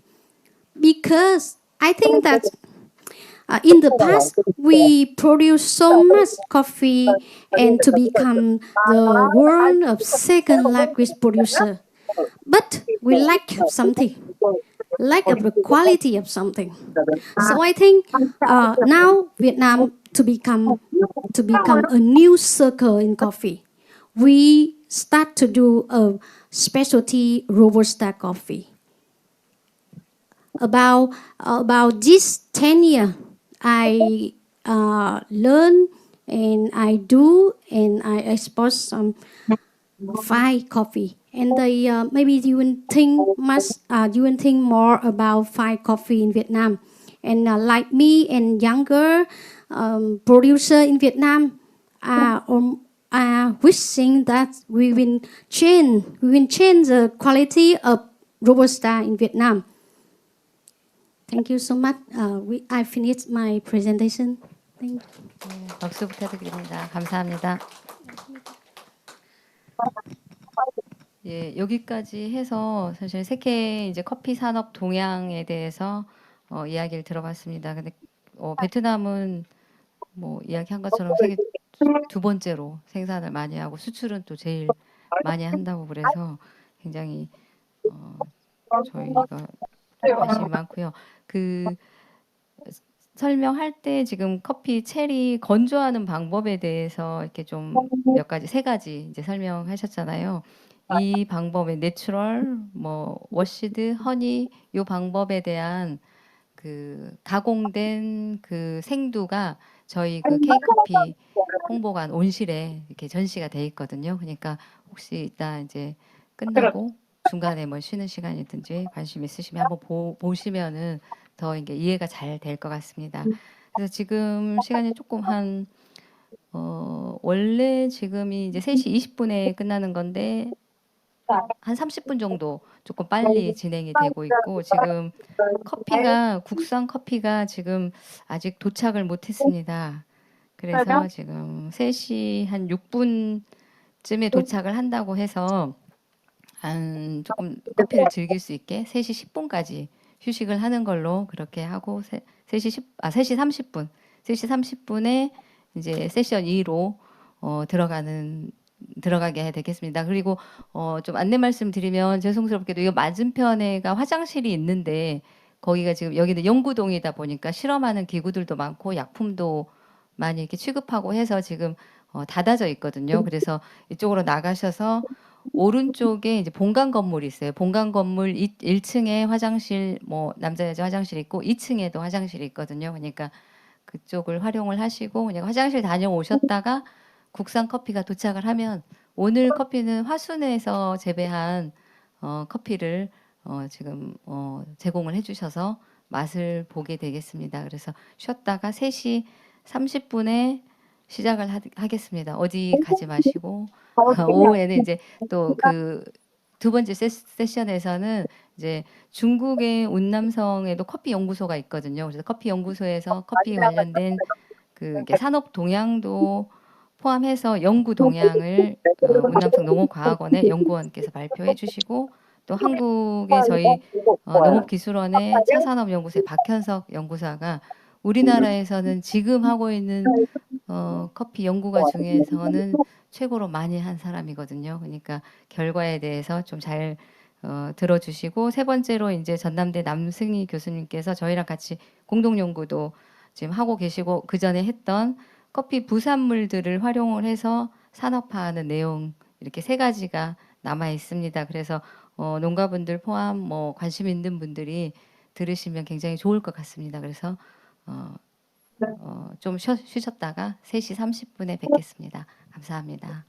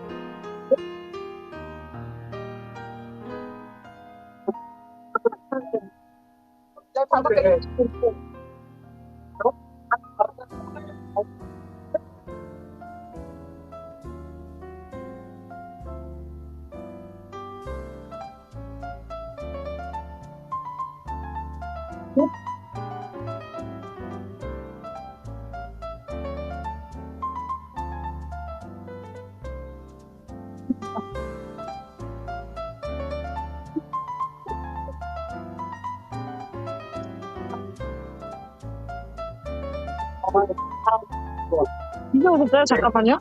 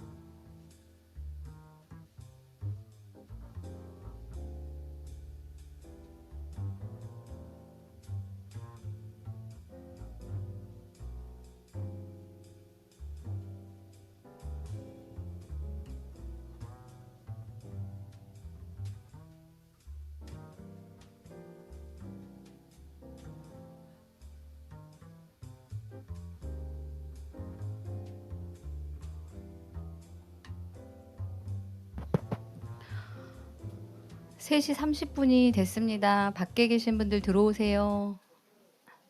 제가 너무 시간을 많이 들였나 봐요. 다 어디로 다 가버리시고.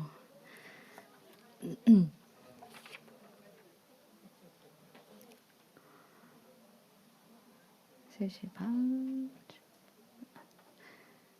3시 반. 두 번째 세션은 지금 시작하겠습니다. 그냥 커피 연구 동향으로 중국, 한국 이렇게 발표를 할 거고, 저희가 이제 30분으로 해놨는데 시간은 아마 그보다 덜 걸릴 수 있고, 그래서 연사님이 아직 안 들어오셨네요. 그래도 저거 중국 거 먼저 하니까 제가 처음에는 지금 한국 윈난성에 윈난성 농업과학원에가 커피 연구소가 있거든요.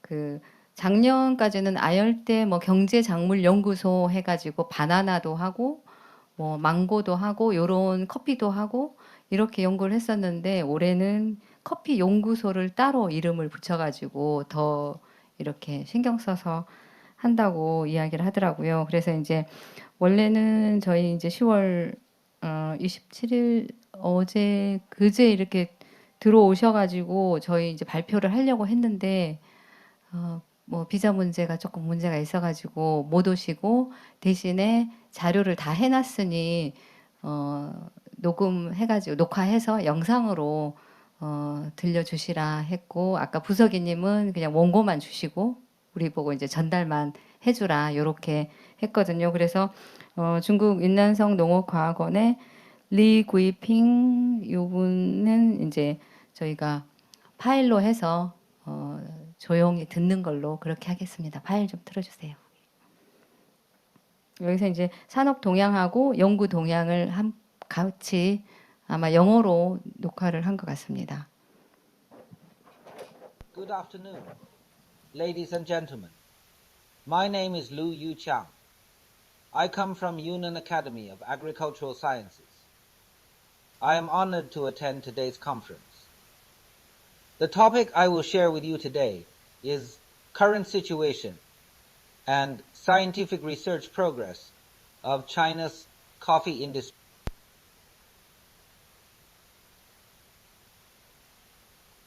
The main content I will share with you today includes 5 aspects.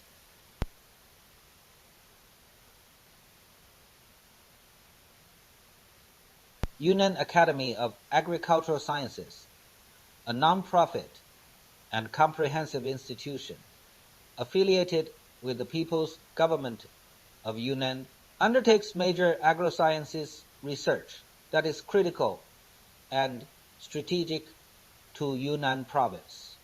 Through SciTech innovation and transfer, YAS plays a key role and takes the lead in supporting the modern highland agriculture industry. Through regional agri-SciTech research and international cooperation exchanges, YAS provides SciTech support to agricultural development. Yunnan Academy of Agricultural Sciences has a total of 17 research institutes with 1678 employees. It has established 8 key discipline groups, 18 key discipline fields, 48 key research directions, 37 academician expert workstations, and 208 grassroots expert work. This is my workplace. The Tropical and the Subtropical Cash Crops Research Institute was established in 1951. Currently, our institute has 3 research teams, namely the Coffee Research Team, the Tropical Fruit Tree Research Team, and the Citrus Research Team. The picture in the lower left corner shows our research plantation in Lujiangba, Baoshan City, Yunnan Province. The river in the picture is the Nujiang River, and the irrigation water for the plantation also comes from the Nujiang River. our institute have a total of over 130 employees, including 41 members in the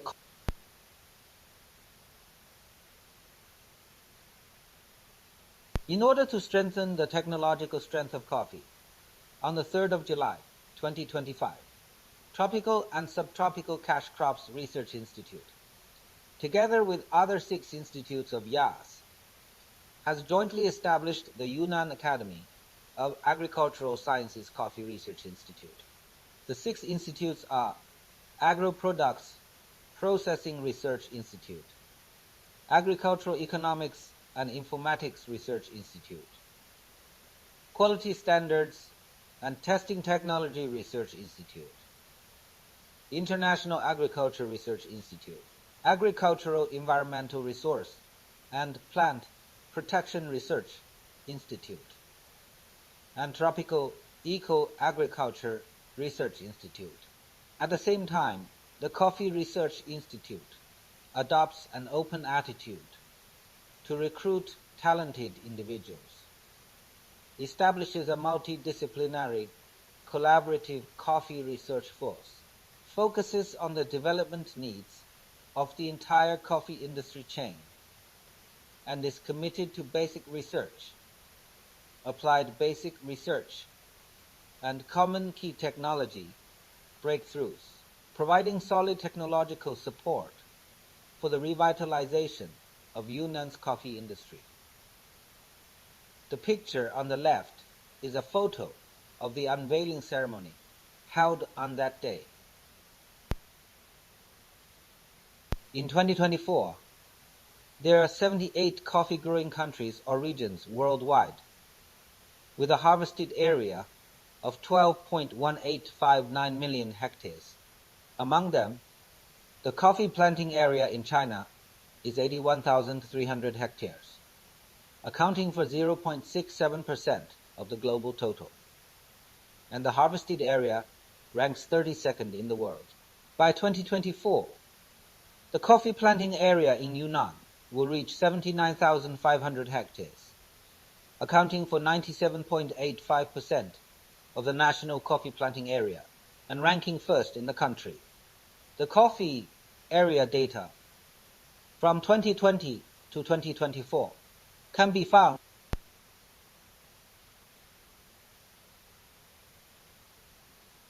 in 2024. The global coffee production was 10.08 million tons, and the coffee production in 2024 was 152,300 tons, accounting for 1.51% of the global coffee production and ranking 13th in the world. The coffee production in 2024 is 15.02 tons, accounting for 98.62% of the national coffee production and ranking first.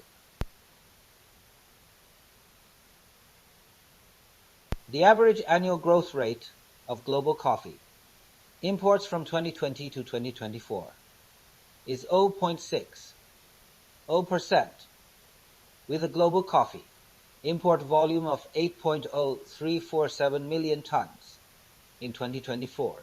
The average annual import growth rate of Chinese coffee from 2020 to 2024 is 18.75%, with a coffee import volume of 233,800 tons in 2024, ranking 5th in the world. Raw coffee beans are the main imported product, accounting for 53% of the total imports. China's coffee imports come from 80 countries or regions, with 76,100 tons imported from Brazil, ranking first among all import sources. From 2020 to 2024, the import volume of coffee in Yunnan province showed an increasing trend year by year. In 2024, the import volume of coffee was 1,200 tons, of which 800 tons were imported from Myanmar, ranking first as the source of imports. In 2024, Shanghai imported 71,500 tons of coffee, ranking first in the country. The overall import volume of coffee in China is showing a rapid growth trend. The coffee import data from 2020 to 2024.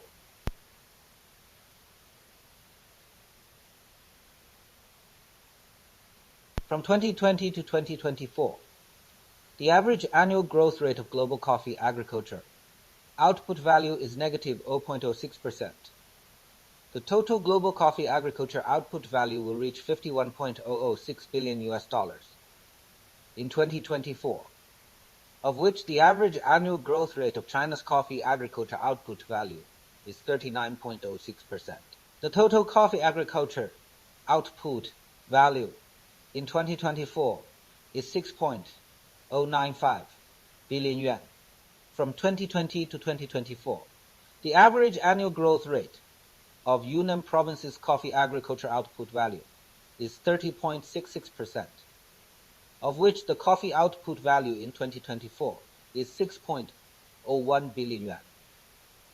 And the national coffee market size will reach 786 billion yuan.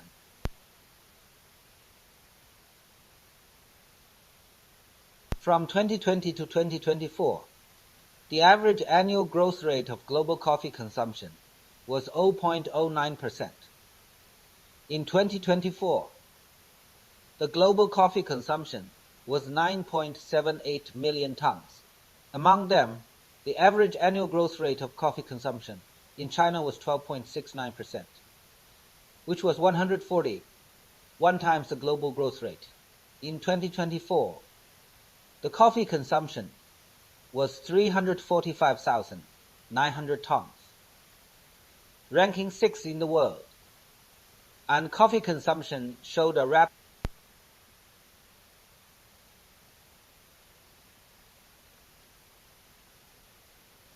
From 2020 to 2024, the average annual growth rate of global coffee inventory was negative 11%. And in 2024, the global coffee inventory was 1.34 million tons. Among them, the average annual growth rate of coffee inventory in China is 26.48%. And the coffee inventory in 2024 is 33,500 tons, ranking 6th. From 2020 to 2024, the average coffee production in China was 138,600 tons, with an average consumption of 288,500 tons and an average self-sufficiency rate of 48.04%. The self-sufficiency rate overall showed a downward trend, with a self-sufficiency rate of 44.03% in 2024, indicating a shortage of domestic coffee supply. According to statistics, from 2020 to 2024, the average annual deficit of China's coffee international trade was $529 million, with a staggering $1.031 billion in 2024. The international trade of coffee in Yunnan province is basically in a surplus state, with a surplus of $150.85 million in 2024, driven by strong domestic consumer demand. China's coffee import and export trade deficit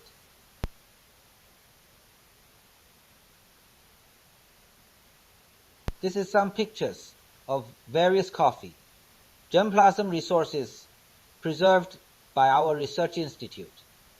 In fact, our institute have preserved over 100 coffee germplasm resources, including Arabica, Robusta, and Liberica.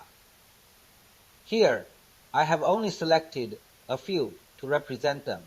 It can be seen that the coffee fruits of different coffee germplasm resources have significant differences. Some are red when ripe, some are yellow, and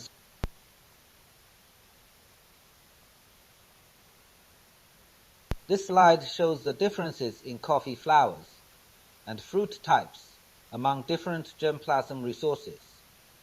At present, the main types of coffee grown in China include Arabica coffee, and Robusta coffee.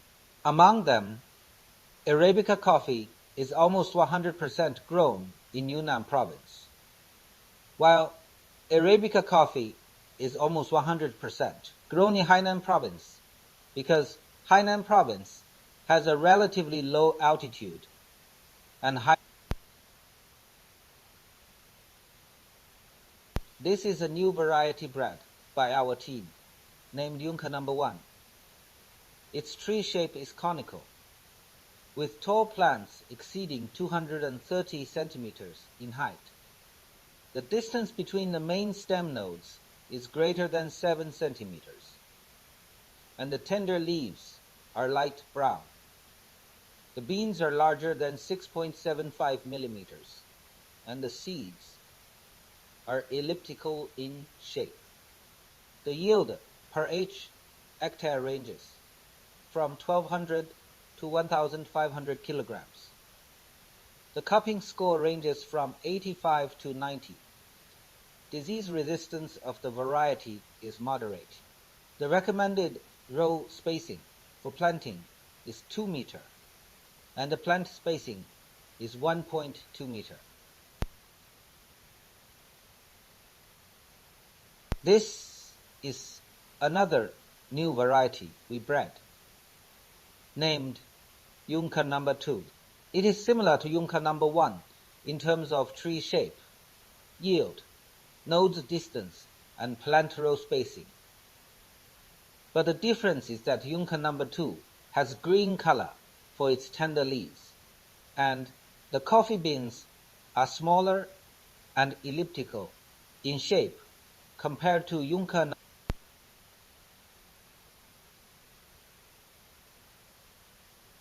Our team conducted genetic structure analysis, phylogenetic tree construction, and principal component analysis on 61 Arabica coffee germplasms. The results showed that a total of 805.46 gigabase pair of raw whole genome resequencing data was obtained from the 61 coffee accessions, with 781.29 gigabase pair of high-quality sequencing data.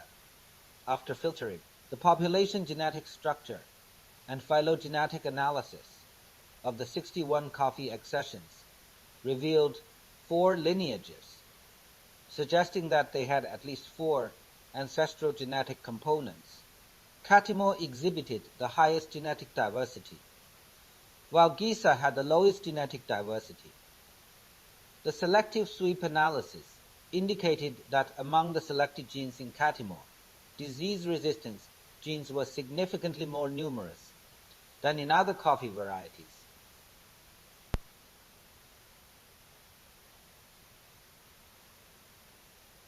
In order to clarify the harmful symptoms and annual dynamics of coffee leaf rust in dry, hot regions, as well as the impact of altitude gradients on coffee leaf rust and mycoparasitic fungi, the symptoms of coffee leaf rust were observed in the field, and its annual dynamics were monitored.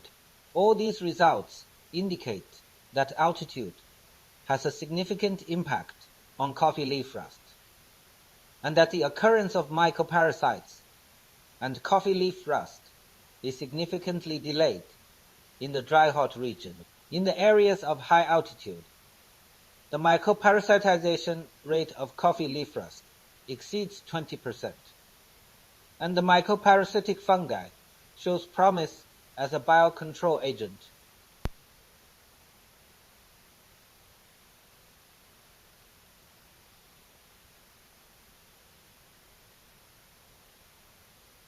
In order to clarify the impact of Coccus viridis on Coffea arabica fruits, 13 phenotypic traits of coffee fruits were measured to analyze the effects of Coccus viridis on coffee fruits. The results showed that the damage of Coccus viridis significantly reduced berry weight, berry longitudinal diameter, berry transverse diameter, seed longitudinal diameter, seed shape index, peel weight, and seed number. and significantly improved the fruit hardness. There was a correlation between most fruit traits in coffee, and the damage caused by Coccus viridis had an impact on the correlation between fruit traits. There were 4 pairs of common correlations between fruits with and without Coccus viridis damage, with 4 and 6 pairs of differentially related traits. Respectively, principal component analysis showed that 13 phenotypic. In order to clarify the impact of Coccus viridis on Coffea arabica fruits, 13 phenotypic traits. In order to clarify the impact of Coccus viridis, the basis of genetic variation in coffee fruit quality could be explained by studying color formation during fruit maturation.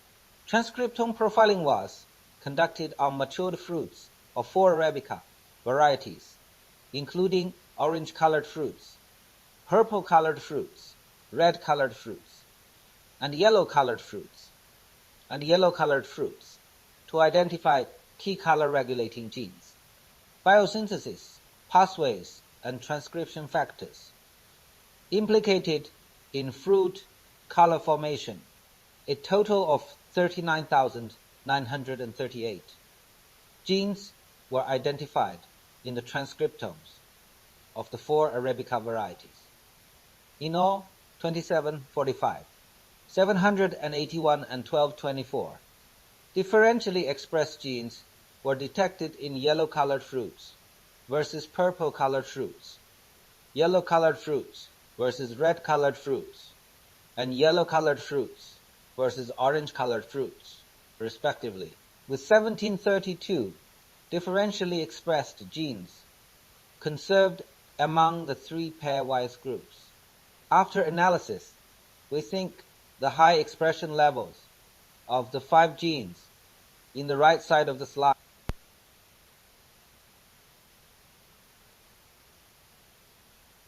green manure planting is an ideal weed control technique. We conducted field experiments to study the effects of different planting of green manure and Macrotyloma uniflorum on weed communities and coffee growth in young coffee plantations. The cultivation of Macrotyloma uniflorum has promoted the growth of coffee plants to a certain extent and has a significant control effect on weed communities and dominant weeds such as Cyperus rotundus. It significantly reduces the dominance of weed communities and has no effect on the richness and diversity of weed communities. In the short term, it is recommended to use a planting density of 15 kg hectare for the cultivation of Macrotyloma uniflorum in young coffee plantations, which can achieve high economic.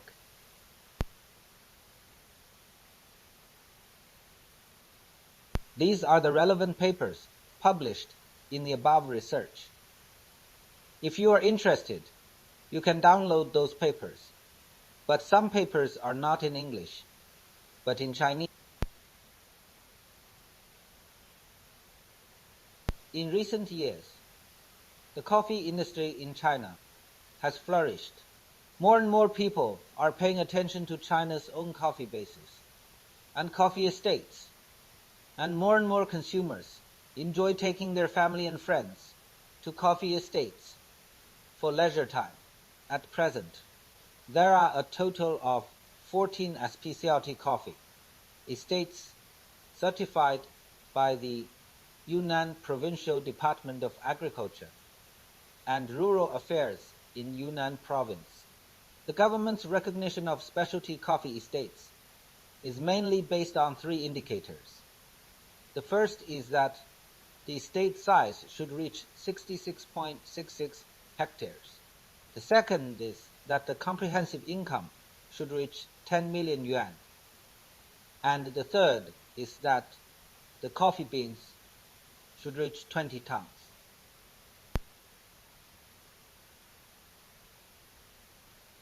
In 2024, the coffee science and engineering major applied by Yunnan Agricultural University will become the first major in China and even the world to offer undergraduate coffee talent.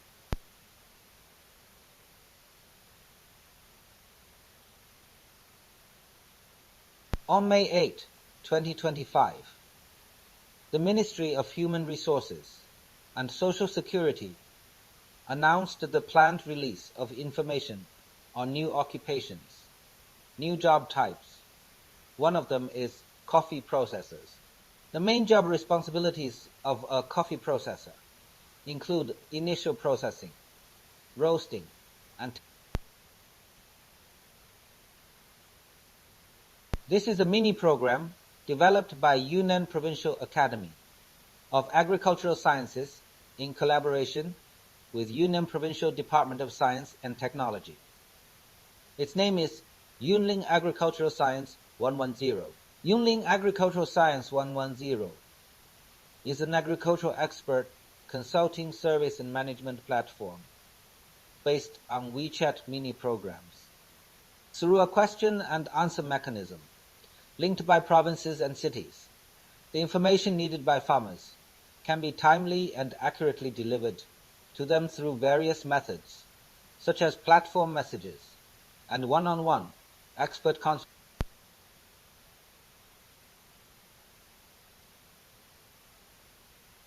Cooperation areas. Firstly, the breeding of new coffee varieties is an eternal theme, and we hope to cooperate with the relevant institutions in the breeding of new coffee varieties. Secondly, labor costs are becoming increasingly high, which has become an important issue, restricting the development of the coffee industry and increasing the income of coffee farmers. Therefore, simplifying cultivation and management techniques may be an important research direction in the future. Thirdly, major pests and diseases pose a huge threat to the coffee industry, so we should strengthen cooperation on efficient green prevention and control technologies for coffee rust, longhorn beetle, and coffee berry borer. Fourthly, the development of the coffee industry cannot be separated from professional and technical talents. Perhaps we can exchange young scientists and lay a good foundation for us to carry out larger and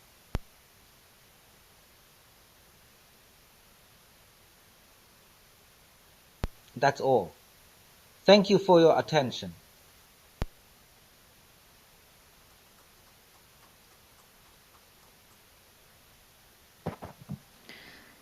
예, 많은 내용을 중국 산업과 연구한 내용에 대해서 육종부터 재배, 가공, 병해충 이런 내용들을 다방면으로 이렇게 연구하고 있다는 중국 윤난성 농업과학원의 발표였습니다. 발표를 많이 해주셔가지고 거의 아까 시간이 좀 됐는데 10분 정도 이제 차이가 나게 거의 일정하고 맞춰져서 가는 것 같습니다. 다음 순서는 이제 우리나라 한국에서 연구한 내용 2분 남았습니다. 한국 커피 시설 재배에서 연구 동향입니다. 저희는 아시는 것처럼 우리나라는 커피 벨트는 아니잖아요. 커피가 노지에서 재배되기에는 적합한 환경은 아닙니다. 그래서 그러지만 우리나라 사람들이 아까도 이야기한 것처럼 세계에서 2번째로 많이 마시잖아요. 너무 좋아한 그런 커피를 소비를 많이 하고 있어서 우리 환경에서 깨끗한 환경에서 기후에 상관없이 하우스에서 히터를 틀어서 환경을 조절해서 커피를 재배하기 때문에 기후변화, 이상기후에 상관없이 커피를 재배할 수 있고 조금 더 깨끗한 환경에서 할 수 있다고 생각을 합니다. 물론 이제 히터를 틀고 하기 때문에 연료비는 더 들고 생산비가 더 많이 들어가는 것은 어쩔 수 없는 사실이지만 품질이 이렇게 스페셜티급으로 되면 조금 하여튼 그런 면에서 의미가 있을 걸로 생각이 됩니다. 그래서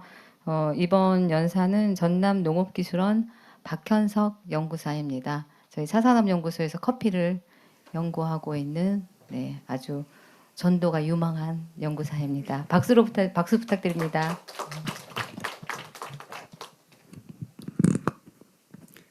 예, 안녕하십니까. 저는 전라남도 농업기술원 차산업연구소 박현석 연구사입니다.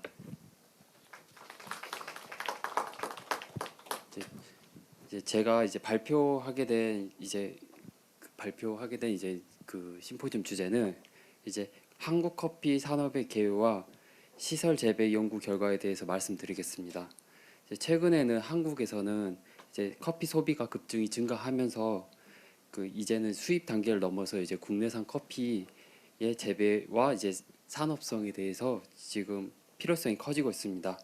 이에 이제 저희 농업기술원에서는 이제 국내 기후에 적합한 커피 품종을 찾고 시설을 활용한 이제 재배 기술을 개발하여 한국형 커피 산업의 기반을 구축하기 위해 연구를 진행하고 있습니다.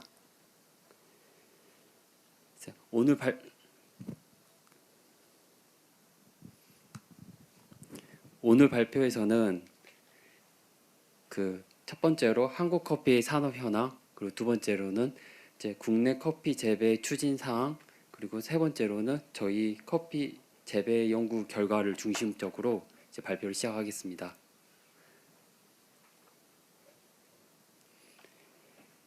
첫 번째 주제 이제 한국 커피 산업 현황에 대해서 이제 말씀해 드리겠습니다. 이제 한국 커피의 수입량에 대해서 나오는 거고 2019년 이제 17만 톤을 기준으로 해서 2020년 20만 톤, 그리고 2023년 19만 톤 수준으로 이제 코로나19 이후에도 커피 수입량이 안정적으로 이제 성장세를 보이고 있습니다. 이는 이제 국내 커피 소비가 일시적인 유행이 아니라 이제 지속적인 산업 구조로 그 자리 잡고 있다는 점을 보여주고 있습니다. 또한 오른쪽 커피 그 원형 그래프를 보면은 2023년 기준 주요 커피 수입국은 그 가장 큰 비중을 차지하는 국가가 이제 브라질, 그다음에 콜롬비아, 그리고 미국, 스위스, 에티오피아 순입니다. 다음 슬라이드는 이제 한국 커피 음료의 전반적인 흐름에 대해서 이제 말씀드리겠습니다. 이제 국내 커피 음료 시장 같은 경우에서는 2018년에 약 이제 65억 달러에서 2022년 이제 79억 달러로 이제 성장을 했고 연평균 5.1%로 성장을 하고 있고 최근에는 그 7.6%로 이제 성장을 하였습니다. 이제 그리고 오른쪽 그림을 보면은 국내 식음료 판매 상위 10개를 조사하였을 때 그 중에서 커피는 이제 상위에 5위에 지금 위치하고 있습니다. 이로써 이제 이는 커피가 단순히 기호 식품을 넘어서 하루 생활 속에서 주요 소비재로 이제 자리 잡았던 것을 의미합니다. 그리고 이제 국내 커피 시장의 세부 구성 및 이제 제품별 이제 판매 추세를 보게 되면은 이제 커피 같은 경우는 이제 액상 커피 이제 그 로스팅된 그 액상 커피가 이제 35%를 차지하고 있고 그리고 그 다음으로서는 볶음 커피가 32%, 그리고 믹스 커피가 이제 24%, 인스턴트 커피가 7%를 차지하고 있습니다. 그리고 오른쪽 그래프처럼 이제 예전 18년도에는 그 볶음 커피가 그 낮게 유지가 되었는데 이제 4년 만에 이제 2배 이상 성장했다는 점이 주목됩니다. 즉 이제 과거에서는 이제 믹스 커피 중심의 이제 시장이었다면은 이제는 액상 커피와 이제 원두 커피가 중심으로 재편되고 있음을 확인할 수 있습니다. 그리고 또 하나의 트렌드로서는 국내 환경에서는 이제 디카페인 커피 시장이 성장 추세를 보이고 있다는 점입니다. 2018년 이후에는 약 1,700톤 수준이었지만 그 2023년에는 6,500톤 이상을 유지하며 약 278%가 그 디카페인 수입량이 증가하였습니다. 또한 전체 수입량에서 이제 3.4%로 이제 성장을 하였습니다. 그에 따라서 산업들이 이제 코카콜라, 그 이디야 커피, 그 자댕 그 등 이제 산업체에서 이제 디카페인 커피를 이렇게 이제 만들고 있습니다.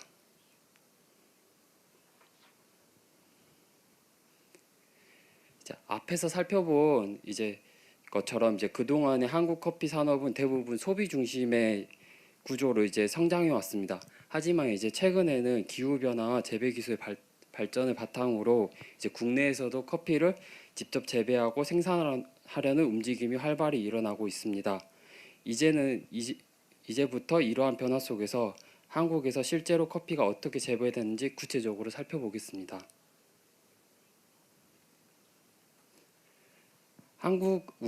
현재 우리나라의 커피 재배 면적은 8헥타르이고 그리고 총 61개 농가에서 커피를 재배하고 있습니다.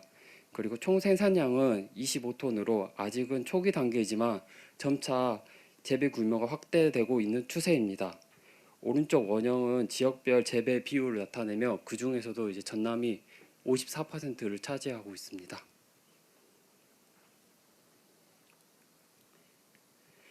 이제 작년에 2024년에 커피 재배 농가 실태 조사를 한 기반으로 만들었던 자료이고 여기 그 커피를 재배하는 연령대를 보면 60세 이상이 지금 55%, 그리고 50대가 이제 36%, 그리고 50대 미만이 이제 9%를 차지하고 있고, 그래서 현재 국내 커피 재배는 중장년층 중심으로 지금 구조를 보이고 있습니다.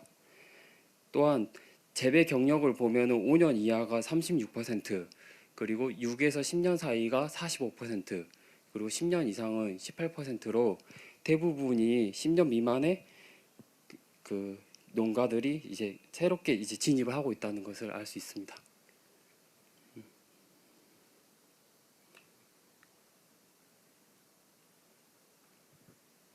또 그리고 한국 커피의 재배 농가의 구조적 특징으로 보면은 그 커피 농가의 재배 면적, 평균적인 재배 면적은 0.15 헥타르로 그 대부분 이렇게 소농가로 재배되고 있고, 오른쪽 그래프를 보면은 커피 재배 나무 수령 분포를 보면은 그 10년 미만으로 평균 수령은 7.6년으로 조사되었습니다. 이 결과 이제 우리나라가 앞에서 말했듯이 비교적 초기 단계에 진입을 하고 있으며, 그리고 따라서 이제 소규모 중심의 젊은 농자 구조를 가지고 있으며 향후 그 생산성 향상과 품질 관리의 이제 중요성이 이제 곧 대두될 예정입니다.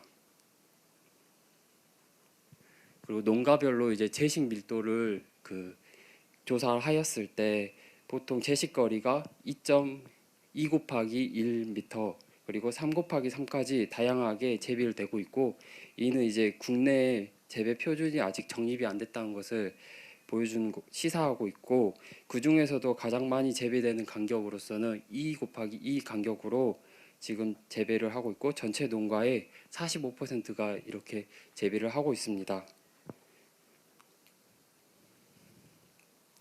이 조사를 하면서 이제 농가들이 요구하는 사항에서는 주로 이제 부산물을 이용하는 거, 그리고 시설 온도 관리 방법 연구, 그리고 병해충 관리 방법, 그리고 낙가를 막는 방법, 관수 방법, 이런 것을 요구해야 하는데, 이러한 요구를 저희가 충족하기 위해서 이제 그 다음에 연구를 이제 진행하게 되었습니다.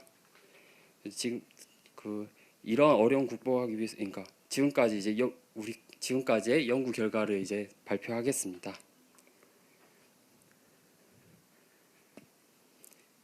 저희는 한국에 알맞는 유전자원을 도입하기 위해서 국제 협력 체계를 기반으로 한 유전자원 확보부터 이제 시작을 하였고, 거기 기관으로서는 그 중남미에 있는 까띠 기관에서 이제 농진청에 있는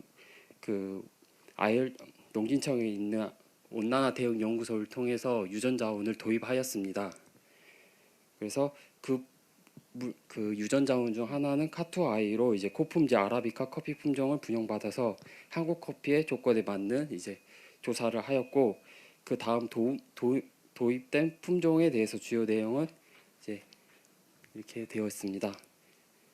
이제 간단하게 설명해 드리겠습니다. 카투아이는 많이 아다시피 브라질 이제 IAC 농업연구소에서 개발된 품종으로 이제 그 몬도노보와 이제 카투라를 교배해서 만들어졌고 중남미 고지대에서 대부분 많이 재배되고 있습니다. 또한 이 품종은 이제 수량성과 재배 효율성이 높고 시설 공간을 효율적으로 활용할 수 있어서 국내 시설 재배에서도 그 유망한 품종으로 이제 기대하고 있는 품종입니다. 하지만 이제 녹병이 약하다는 단점을 가지고 있습니다. 이제 카투라 품종은 이제 브라질에서 1937년에 그 레드 버번의 자연 돌연변이로 발견된 품종으로 인위적 교배가 아닌 자연 발생 외성 변이체로 되어 있고, 이는 이제 브라질 그 IAC 연구소에서 그 선발되어서 이제 중남미 전체 지역으로 많이 확산되었습니다. 이 품종 또한 아까 그 고밀식 재배가 가능하기 때문에 국내의 시설 재배에도 많은 도움이 될 거라고 예상되는 품종 중 하나입니다.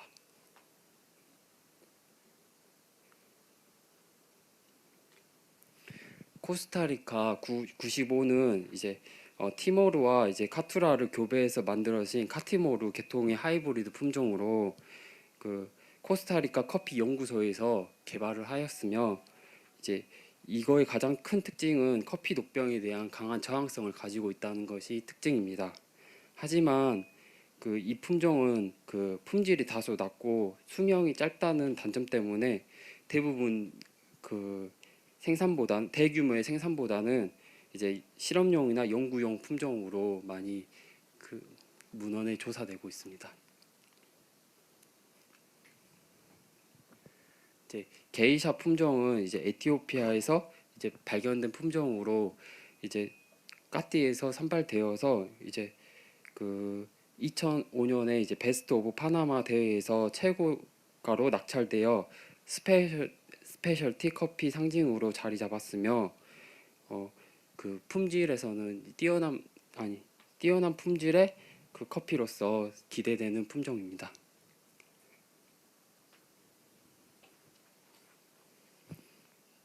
그 다음으로서는 마르세레사 이제 품종 같은 경우에서는 티모르 하이브리드와 이제 빌라사치르를 교배하여 개발된 그 계통으로서 이제 니카가라에서 개발되었고, 그 수량성과 균일성이 뛰어나고 그 상업적 재배를 검토하기에 가장 현실적인 이제 후보군으로 생각하고 있습니다. 또한 오바타도 아까 그 티모르 하이브리드와 빌라사치르 교배를 통해 그 탄생한 품종이지만은 이제 브라질에서 개발되었고, 그리고 지속적으로 생육 평가와 이제 병 저항성 검증의 기준 품종으로 지금 이제 생각하고 있는 품종입니다. 이러한 품종을 저희가 이제 조사를 하였을 때 그 재배적 그 퀄리티 품질에 제일 좋은 거는 이제 게이샤였고, 그리고 생산성으로 봤을 때는 이제 오바타가 그나마 그 제일 좋았던 품종으로 이제 선발되었습니다. 이 슬라이드는 이제 그밖에 저희가 이제 유전자원 확보를 위해서 직접 이제 코스타리카에 있는 그 까띠에 가지고 그 미팅을 통해서 업무 협약을 했고, 그 다음에 이렇게 유전자원을 가지고 오게 노력한 사진입니다.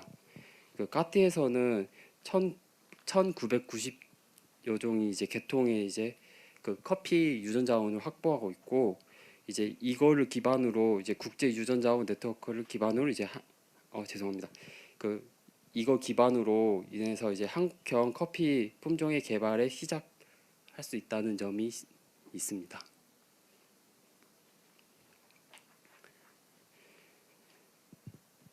이 슬라이드는 저희가 이제 커피 생육 데이터 수집 및 환경 분석 연구한 결과로서 오른쪽 있는 센서를 이용해서 이제 직접 가서 설치를 하고 실시간으로 수집을 하고 생육 조사를 하고 있습니다.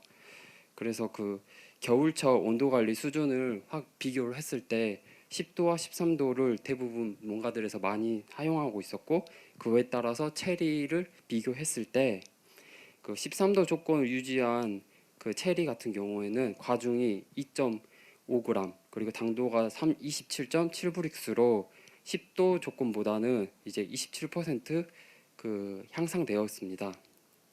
그러니까 즉 이제 또 이제 향후에는 이런 데이터를 수집을 많이 해가지고 이제 환경 제어 시스템과 이제 생육 예측 모델을 이제 구축할 예정입니다. 또 앞서 있는 센서를 이용해가지고 죄송합니다. 유효 적산 온도를 활용한 이제 커피 수확 예측 모델을 개발하여서 이제 개화부터 이제 수확까지 2000도 정도가 필요하다는 것을 계산하였고, 그리고 옆에 같은 경우는 저희는 이제 여름철에 시설에서 재배하다 보니 그러니까 너무 고온이어서 이제 미스트를 통해서 온도를 낮춰주는 그 연구를 통해서 미스트를 통해서 이제 최대 이제 표면 온도가 그 8도 낮게 유지하도록 이제 하고 있습니다.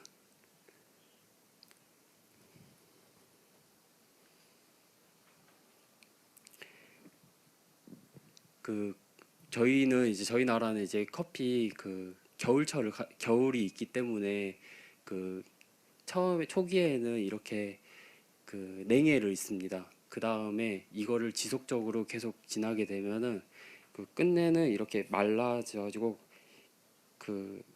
오래되면은 이렇게 나오게 되는데, 이거에 대해서 일부 농가들이 이제 난방 온도를 8에서 10도 이하로 낮춘 사례 때 보통 이렇게 많이 나타나고, 그거를 해결하기 위해서 난방비 관련 이제 조사를 수행하였습니다. 앞 슬라이드처럼 이제 겨울철 난방비가 절감하기 위해서 저희는 이제 석유 온풍기와 그 다음에 전기 온풍기로 둘이 비교를 하였고, 두 시스템 같은 경우는 13도 유지 조건에서 150 정도 10아르 규모의 온실에서 이제 비교 실험을 하였습니다. 표를 보면은 전기 히터 같은 경우는 초기 설치비가 1.7배 높지만은 연간 운영비로 약 이제 13% 절감 효과가 있었으며, 특히 유류비 기준으로 약 27% 절감 효과가 있었습니다. 그래서 총 난방비는 그러니까 500만 원에서 이제 470만 원으로 이제 감소하였습니다.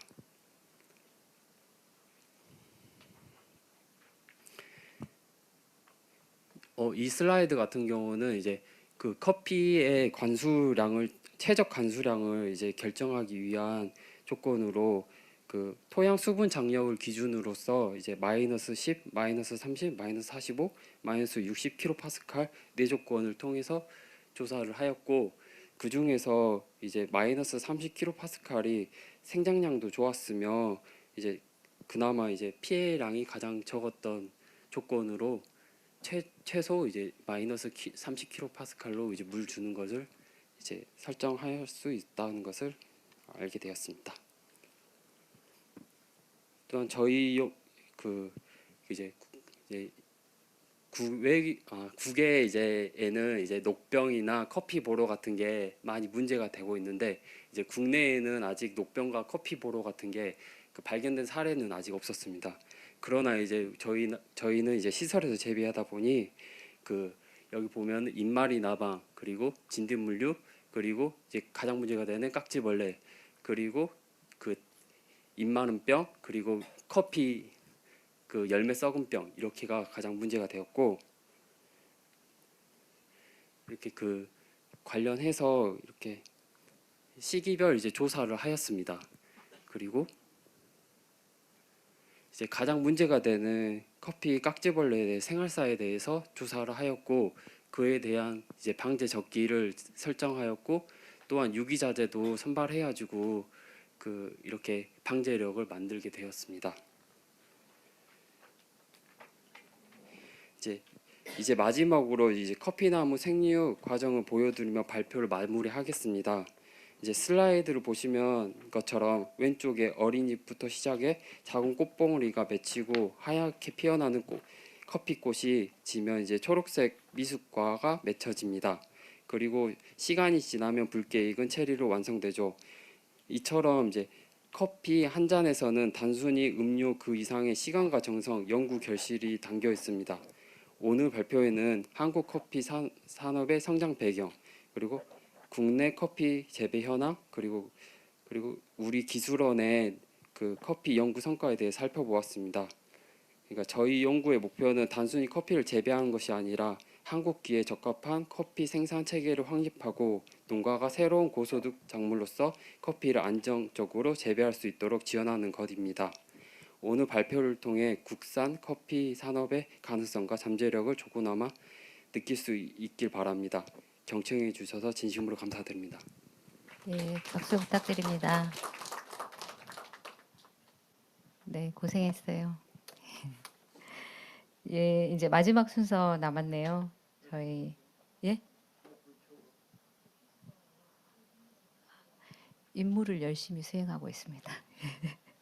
마지막은 전남대 남승희 교수님께서 한국 커피 부산물을 활용한 산업화로 기능성 물질 추출이라든지 좋은 상품들 개발한 내용들에 대해서 발표하겠습니다.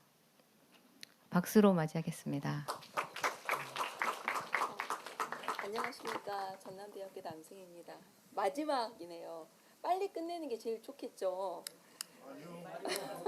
근데 가져온 내용이 제가 이게 다 쭉 들었는데 이게 머리가 너무 아프실 내용을 가져와가지고 제가 약간의 죄책감을 느끼면서 지금 발표를 진행해야 될 것 같습니다.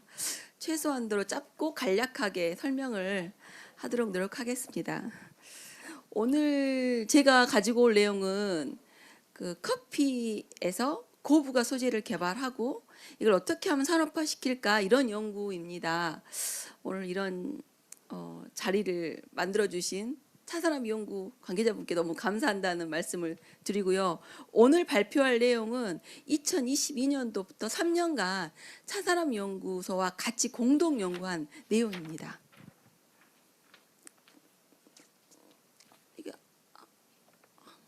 크게 두 가지 소재를 개발하려고 노력했는데요. 생두죠. 로스팅이 안 된 생두에서 그 클로로젠산이랑 트리고넬린 들어보실 수도 있겠는데 다이어트에 좋다는 성분입니다. 그래서 여기 커피 생두 로스팅 안 된 커피가 굉장히 많다고 핫하고 간혹 시중에서 이 추출물로 가지고 만든 제품을 본 적도 있는 것 같습니다만은 그래서 이 생두에서 특히 생두라면 약간 상품성이 없는 좋은 거 말고 거의 이거는 커피 내기 힘든 이런 것들 디펙티브라고 그러죠. 그런 생두 가지고 이런 기능성 성분을 추출을 해서 산업화하고자 했고 또 하나 그 스펜트 커피 버려지는 커피죠. 커피를 원두를 내려서 커피를 먹고 남은 찌꺼기가 98% 들어갑니다.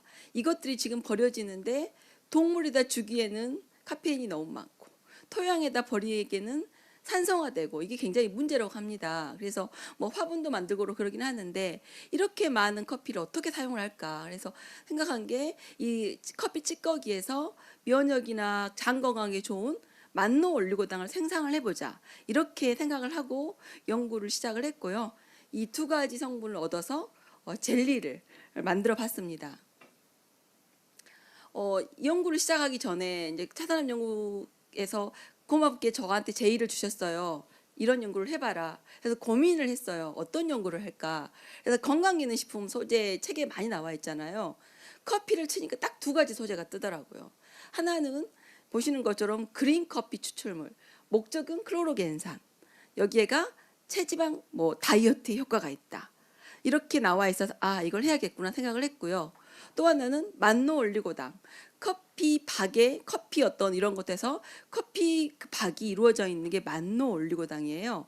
그래서 이걸 가지고 하면 이렇게 보시는 것처럼 장 건강이나 면역이 좋다고 알려져 있어요. 그래서 내가 할 연구는 이거구나 이런 생각을 했습니다.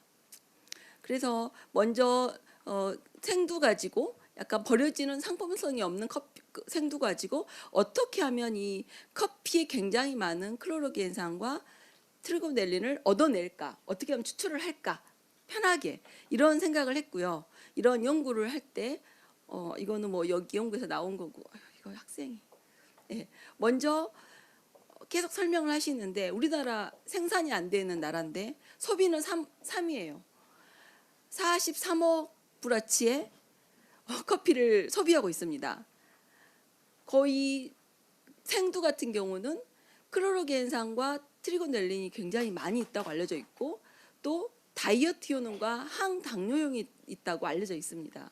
근데 이 성분은 커피가 로스팅이 거의 대비 200도씨 이상인데 거의 85%가 다 녹아버립니다. 이 과정 중에.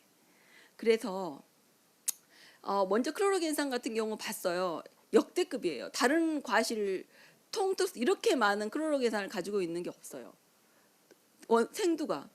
그래서 이 두 가지 성분이 다이어트나 항당뇨가 좋다고 하는데 다른 것들도 많이 있지만 이 건중량 9%, 건중량 7%까지 성분이 있습니다. 그래서 이게 원두로 가면서 많이 없어지기 때문에 이 생두를 사용하면 좋겠다라는 생각으로 했고요. 그렇지만은 한번 봐야 될 것 같습니다. 정말 많나? 정말 많이 있을까? 그래서 과육, 그리고 우리 과육이죠. 커피 체리를 딱 까면 껍질처럼 나와요. 파치먼트라고 합니다. 그래서 이 파치먼트 그리고 생두, 원두, 버려진 커피에서 정말 클로로겐산과 트리고넬린이 있는가 확인을 했습니다. 생두하고 원두하고 비교했을 때 생두가 58배가 많고요. 트리고넬린이 6배가 많아요. 그리고 또 연구하는 과정 중에 이게 원두가 괜찮구나 생각을 했는데 이게 과육이죠. 체리도 트리고넬린이 생두보다 더 많았습니다. 42%까지. 이런 흥미로운 결과를 얻었고요. 이게 이제 조직이다 보니까 커피가 되게 클로로겐산이 로스팅에 견뎌낼 정도면 온도에 되게 안전하겠다는 생각을 한 거예요. 그래서 멸균을 그냥 해봤어요. 버려진 그 생두를. 그랬더니 멸균을 하고 이제 에탄올이 좋을 것 같다, 물로 좋을 것 같다 해서 연구를 해본 결과 이 조직이 이게 멸균을 하고 1시간 멸균을 하고 물 추출을 그냥 추출을 했더니 클로로겐산이 1.4배 정도 많이 나오더라고요. 그래서 이거 되게 간단하게 나갈 수 있겠구나 이런 생각을 했고요. 그리고 이제 이방 조직이 좀 물러지니까 좀 우리 상업용 효소를 좀 더 쳐서 이걸 좀 극대화시키면 좋겠다. 그래서 처리한 결과 10개 중에 이게 그 단백질 분해 요소가 흥미롭게도 이 셀룰로스 조직을 분해하는 효소가 이게 좋을 줄 알았는데 조직을 분해하는 효소는 클로로겐산을 파괴시켜 버리더라고요. 그래서 흥미롭다 생각하고 이제 프로리에이트를 했더니 양이 2배가 증가가 됐어요. 그래서 멸균해서 물 가지고 효소를 처리했더니 클로로겐산 함량이 2배가 많이 나왔습니다. 나와서 이게 어느 정도가 좋은가 했더니 8%의 원두양, 0.1%의 효소, 6시간 정도 하면 2배 정도의 클로로겐산을 쉽게 얻을 수 있는 결과를 얻었습니다. 근데 이제 잘 안 나오는데 이게 이제 저는 욕심에 이걸 순수하게 분리를 하고 싶어요. 그래서 이게 어떻게 하면 분리를 할까? 이게 많이 있긴 한데 그래서 친수성 칼럼인 실리카 칼럼을 한번 걸어보고 소수성 칼럼인 C18 레진을 한번 이거 만드는 거니까 레진을 해봤더니 이 클로로겐산은 이 친수성 칼럼에 나와요. 근데 이 트리고넬린과 카페인이 절대 붙어갖고 안 떨어지는 거예요. 그리고 그러면 이 비극성 칼럼, 소수성 칼럼에 한번 걸어볼까 했더니 이 물로 트리고넬린은 나와요. 근데 이 클로로겐산과 카페인은 붙어갖고 안 떨어져요. 그래서 얘가 막 여러 가지 용도로 했는데 이게 안 되니까 이제 방법은 어쩔 수 없다. 연속으로 해야지. 만약 우리 약을 사용을 한다면 순수하게 될 것 같아가지고 친수성 칼럼인 실리카에다가 클로로겐산을 쉽게 얻어내고 그 다음에 10% 에탄올로 이 2개가 있는 물질을 또 비극성 칼럼에 넣었더니 트리고넬린이 또 90도 가까이 얻어주고 나머지는 카페인까지 각각 순도가 높게 얻는 방법이 이제 카페인을 제거하고 획득을 했습니다. 획득을 해서 이제 이것들을 이제 저는 목적이 이것도 있지만 E 프랙션이었습니다. 왜냐하면 산업화하려면 돈이 안 들어야 하기 때문에 먼저 무처리한 거, 또 오토클레이브 한 거, 오토클레이브 한 다음에 멸균한 다음에 효소 처리한 거, 그리고 이렇게 좀 조금 돈이 들더라도 순수하게 얻을 수 있는 클로로겐산 프랙션, 그리고 나머지 2차로 트리고넬란 프랙션, 이렇게 가지고 산업화하기 위해서는 이 프랙션이 좋을 것 같고, 이 방법은 간단하니까, 그리고 각각을 얻어낼 수 있는 것은 뭐 좀 더 건강 있는 식품이나 소재 선도를 높은 이런 두 가지 트랙으로 연구를 했습니다. 이게 이제 추출을 해서 이게 지금 전지방 세포인데요. 이게 지방산을 처리하면 이렇게 지방이 생깁니다. 그래서 생긴 지방은 빨갛게 염색이 됩니다. 그래서 무엇을 봤냐면 지방 생성이 덜 생기는가, 이 추출물을 처리했을 때, 그리고 생성된 지방이 더 많이 분해가 되는가, 이걸 봤더니 역시 클로로겐산 프랙션이 더 많이 생성이 되고 적게 생성되고 더 많이 분해가 됐는데, 제가 관심 있었던 부분은 그냥 멸균과 효소 처리했을 때도 나쁘지 않았어요, 효능이. 그래서 이걸 가지고 산업화를 시키는 게 되게 좋겠구나라는 생각을 했습니다. 그래서 요약을 하자면 생두에서 클로로겐과 트리고넬렌이 많은데 스팀을 처리해서 양을 증가시키고 효소 처리해서 더 증가시켜서 각각 분리를 했고요. 이것들을 가지고 이렇게 지방을 촉진하거나 분해하는 다이어트 효능을 확인을 하였습니다. 이런 내용은 이제 뭐 논문이나 특허를 위해 사용을 했지만, 이제 산업화를 위해서는 그 전 단계까지 추출물을 사용을 했고요. 이제 그 다음 단계로는 이 만노 올리고당, 버려지는 커피 박이 이렇게 많은데 이걸 어떻게 활용을 할까 생각을 해서 커피를 발효를 했어요. 식초로 한 다음에 거기에서 이 커피 박을 분해하는 미생물을 얻었습니다. 그래서 이 미생물을 얻고, 이 미생물에서 이 분해하는 활성이 높은 효소를 얻고, 이 효소를 가지고 이 만노 올리고당을 생성을 하고, 생성을 해서 구조와 효능을 확인을 했습니다. 보시면 이거는 논문과 보시면 커피가 90% 이상이 버려집니다. 여기 조직을 자세히 들여다보니까 헤미셀룰로스가 40%에 육박합니다. 이 만노 올리고당의 소재가 되는 게 갈락토만난인데, 이 갈락토만난은 헤미셀룰로스의 성분이에요. 그래서 40%가 들어있으니까 이거를 갈락토만난을 만들 수 있겠구나라는 생각을 하게 됐고요. 이게 헤미셀룰로스 구조를 들여다보면 이게 어떻게 보면은 커피 박이죠. 커피 찌꺼기는 갈락토만난으로 구성이 돼 있고, 이를 갖다가 효소 처리해서 분해가 되면 이 만노우스가 2개나 6개까지 이루어지는 올리고당이 만들어집니다. 이 만노 올리고당은 앞에서 설명드렸던 것처럼 장에 좋은 프리바이오틱도 되고 또 면역 조절에 되게 좋다고 알려져 있잖아요. 그래서 이 효능을 생각을 하고, 근데 소재가 있습니다. 이게 과육, 생두, 그리고 원두, 스펜트 커피, 찌꺼기, 여기에서 정말 헤미셀룰로스의 그 우리 만노 올리고당의 그 재료가 되는 불용성 식이섬유가 정말 많을까? 제일 많았습니다. 그리고 이 안에를 또 들여다봐서 헤미셀룰로스와 셀룰로스가 정말 많은가 봤더니 합쳐서 40%에 육박하는 함량을 가지고 있어서 이 스펜트 커피로 사용을 했을 때는 만노 올리고당의 소재가 될 수 있겠구나, 이런 생각을 해가지고 이거를 픽을 했습니다. 소재로. 먼저 이 커피 식초를 만들어 가지고 여기서 미생물을 500개를 싱글 콜로니를 얻었고, 여기에서 콩고레드와 THC나 이 효소를 통해서 15개 활성이 높은 걸 선발을 하였습니다. 이 15개를 갖다가 16S RNA 프라이머로 15개를 동종을 하였고요. 이 효소를 보니까 균주를 보니까 주로 유익균인 바실러스균으로서 서브틸리스, 이 고추장이나 된장이 많잖아요. 고초균이라고 하는데 내생포자를 가지고 있는 바실러스 서브틸러스, 바실러스 벨레지니시스, 글리서포미넌트라는 이 3가지 균이 주로 차지를 하고 있었습니다. 이게 이제 이 균주들 중에 정말 이 올리고당을 만들 수 있는, 이걸 가장 많이 뿌실 수 있는 효능이 높은 균주를 보니까 공시균주보다 더 높은 게 이 두 가지였고요. 이 중에 이 둘 중에 더 높은 이거를 픽업해서 자원으로 기탁을 하였습니다. 이제 이 균주를 확보를 했으니까 도대체 여기에 어떤 효소가 얘를 갖다가 이렇게 만들까 확인을 하고 싶었어요. 그래서 자이모그램을 통해서 밴드가 40.5kDalton의 그 활성이 있는 밴드를 확인했고, 이 부분을 파서 엔터미널 시퀀싱을 ACMS를 맡겼어요. 그랬더니 85% 확률로 여기는 만네이즈란, 즉 만노스로 된 폴리머를 자르는 효능을 띠고 있는 효소라는 것을 확인을 했습니다.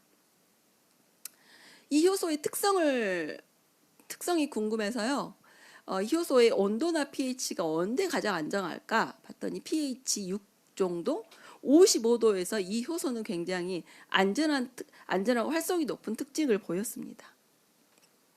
근데 이렇게 당을 만들어 놨더니 이게 단당도 있고요. 우리 올리고당은 2당부터 10당까지 말하잖아요. 단당도 있고 10당이 넘은 다당도 있고, 커피가 워낙 또 폴리페놀 용도가 많아가지고 이런 플라보노이드 성분도 너무 많은 거예요. 그래서 이걸 제거를 했습니다. 이제 우리 빵 만드는 이스트를 비드를 만들어 가지고 보시는 것처럼 단당을 다 먹어버려서 제거를 했고요. 이제 여기에 있는 다당 같은 경우는 70% 에탄올로 거의 제거를 했습니다. 그리고 이렇게 칼럼을 이용해서 이런 페놀리 정도는 전부 다 깨끗하게 제거돼서 2당부터 8당까지 순수하게 올리고당을 확보를 했습니다. 이걸 얻어서 이제 각각 분리를 했죠. 2당, 3당, 4당, 5당, 6당. 저희 학문적인 호기심 때문에 분리를 다 했어요. 분리를 해가지고 도대체 얘는 구조가 어떻게 됐을까? 갈락토 만난이라는데, 그래서 만노우스와 갈락토우스를 했더니 순수하게 4대 1로 구성하는 갈락토 만난이라는 이 구성을 띠고 있다는 걸 알게 됐고요. 에시토프 매스를 통해서 보시면 2당은 16%, 3당은 21%, 4당은 37%, 5당은 20%, 골고루 2당부터 4당까지 구성하고 있는 것을 확인을 했습니다. 근데 저희가 이제 우리 프리바이오틱, 프로바이오틱 하잖아요. 프리바이오틱은 올리고당, 프로바이오틱은 살아있으니까 마이크로, 유산균, 이걸 말하는 거거든요. 근데 지금 가장 좋은 프리바이오틱은요, 유익균은 생장을 잘하게 하고 유해균은 억제하는 게 좋습니다. 그런 단어가 있어요. 심바이오틱스라고. 심바이오틱스 효능을 보는 게 요즘 트렌드인데, 심바이오트를 봤어요. 그러니까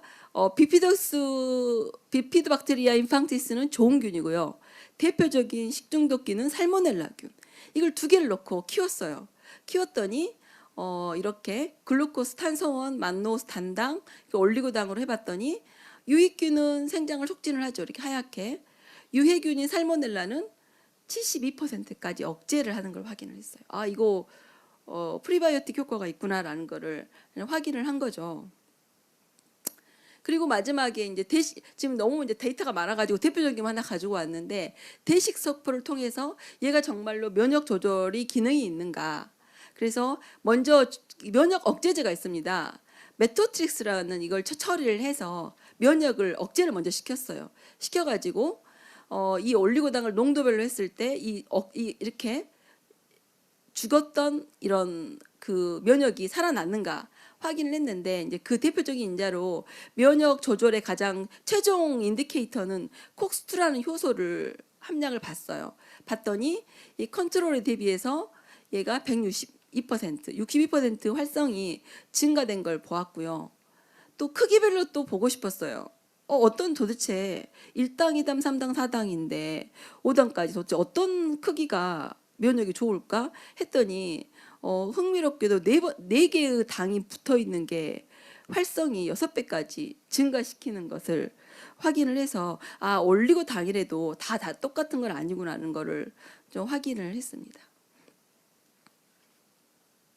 이거 다음은 젤리를 만들었는데요. 두 가지 젤리를 만들었습니다. 소재가 두 개니까. 하나는 살 빠진데 좋다는 클로로겐산이 많은 생두로 만든 이 클로로겐산 추출물, 그리고 부산물로 만든 만노 올리고당 가지고 젤리를 만들었는데, 얘는 살이 빠지라고 슬림 커피 컷, 그리고 면역이 좋으라고 임뮤노 커피 핏이라고 이름을 지어서 젤리를 만들어서 상품화를 시켰습니다. 간단하게 이제 상업화용으로 먼저 그린 커피비를 스팀을 해서 프로테이스를 처리해가지고 상등액을 얻어서 CGA 클로로겐산 익스트랙트 파우더를 만들었고요.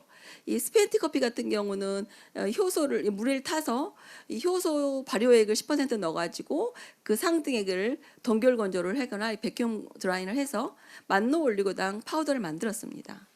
이제 수율로 따지자면 여기는 7% 정도 클로로겐산 함량이, 여기는 15% 정도 수율을 얻어서 이걸 가지고 100kg 정도의 젤리를 생산을 했습니다. 이렇게 보시는 것처럼 공장에서 이렇게 젤리를 만들었는데 판매를 위해서 이제 품목 보호까지 마쳤습니다. 젤리를 만들고 보니까요, 안 만들어져요, 젤리가. 이 올리고당이, 만노 올리고당이 젤리를 만드는데 방해 역할을 하는 거예요. 생각도 못 했는데 이걸 어떻게 극복을 할까 고민을 했어요. 그래서 이걸 갖다가 앞에도 넣어보고 뒤에도 넣어보고 처음에도 넣어보고 섞어도 넣어보고, 그 학생들이 저를 너무 원망하는 거예요. 근데 우리는 할 수 있다, 해보자 해가지고 이걸 갖고 온 이유는 앞으로 젤리를 만드는 분한테 도움이 될 수 있을지 않을까 해서 가져왔습니다.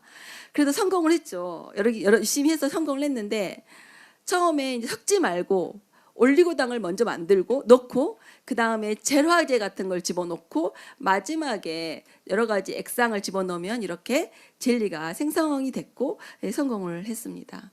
그리고 이 젤리는 여러 가지 계라제가 상품화 나와 있는데요. 선발을 해가지고 이 3번, 이게 잔단검이 되게 쫀득거리는 효과가 있어요. 그래서 잔단검이 들어가면 조금이나마 젤화제로서 활성이 되게 좋았고요. 이 올리고당의 함량을 5%부터 25%까지 넣었는데 30%부터는 젤이 안 만들어졌어요. 그래서 최대로 25%까지 넣어서 겔을 만들어봤습니다. 이제 이게 겔이, 이제 우리가 이게 겔을 만들 때 특징인데, 일반적으로 보는 얼마만큼 쫀득거린가, 입에 안 달라붙는가, 그리고 얘를 만들었을 때 물이 이수율이라고 그러거든요. 물이 얼마나 빠져나오는가, 그리고 얘네들이 붕괴가 잘 되는가, 이걸 봤을 때 상업용과 가장 좋은 게 한 20% 정도 들어있을 때 물리적 특성은, 품질 특성은 가장 우수했습니다.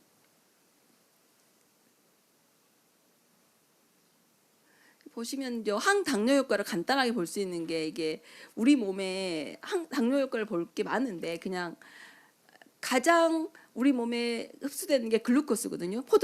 포도당을 만드는 효소입니다. 이 효소가 우리 포도당을 안 만들게 억제를 시켜버리면 혈당이 낮기 때문에, 그래서 이게 이 효소를 억제하는 효능을 아주 간접적인 항당뇨 효과라고 할 수 있습니다. 그래서 이 아카보우스는 2형 당뇨 치료제고 해서 조사를 한 결과, 이거는 이제 각각 올리고당의 함량, 젤리에 조사해본 결과 20% 이상부터는 억제율이 좀 높았습니다. 그래서 효과가 좋다. 20% 이상을 넣어야 된다.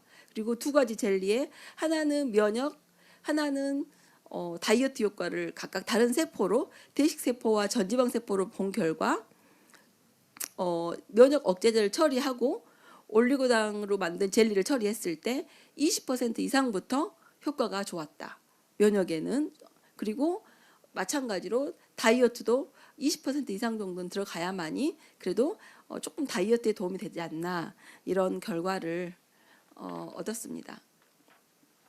이거는 이제 만든 그림, 몇 년 전에 이거 박람회 때 전시를 했어요. 이렇게 젤리를 만들어 가지고, 앞에서 말씀하셨는데 베트남에서도 갔는데, 이게 그 코코 우유, 코코넛 밀크를 집어넣으니까 맛이 되게 좋더라고요. 그래서 코코넛 밀크를 집어넣어 가지고 그냥 안 넣은 거 해가지고 젤리를 맛을 두 가지를 해서 또 만들어 봤고요.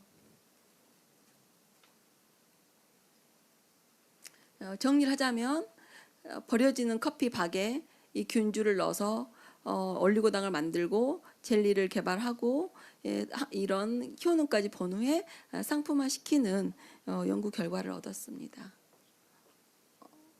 이상입니다. 경청해 주셔서 감사합니다. 네, 감사합니다. 처음에 시작할 때는 엄청 어려운 거라고 하시더니 설명을 되게 잘 해주셨죠. 뭘 어려운 걸 한 것 같은데 알아듣기 쉽게 이야기를 해주셔가지고, 그러고 이것도 지금 K커피 홍보관에 저희가 젤리 조금 전시돼 있거든요. 근데 아쉽게도 지금 생산이 안 되고 있죠. 있어요? 예. 아, 그래요? 그 지금 베트남에서 오신 후원께서 굉장히 관심이 많아가지고 어제부터 그제부터 계속 그 막 박스를 사진을 찍고 계속 남 박사님을 기다리고 있었거든요. 그래서 이따가 끝나고 좀 서로 이야기를 하셔야 될 것 같아요. 어디서 만드냐, 나 만들어서 베트남 가져가고 싶다 이렇게 이야기를 하셔가지고 이따가 좀 이야기를 하시면 좋을 것 같습니다. 이 젤리도 저희랑 같이 과제를 통해서 만들어진 면역력에 좋은 젤리, 다이어트 젤리, 맛도 좋아요. 맛도 좋아서 인기가 굉장히 좋습니다. 그래서 좋은 연구를 해주셔서 정말 감사드리고 저희가 항상 같이 해서 든든한 것 같아요. 예, 박수 한번 마지막으로도 하시고 또 오늘 너무 이렇게 자리 끝까지 해주셔서 너무 감사드리고 우리 연구소 직원분들도 지금 너무 발표하느라 힘들었고 이런 거 다 뭐 준비하고 세팅하느라 힘들었고 앉아 계신 분들도 듣느라고 고생하셨고 모두를 위해서 마지막 박수 한번 또 하시게요. 감사합니다. 네. 이상으로 마치겠습니다. 이제 예, 잘 편안하게 돌아가시기 바랍니다. 예, 감사합니다.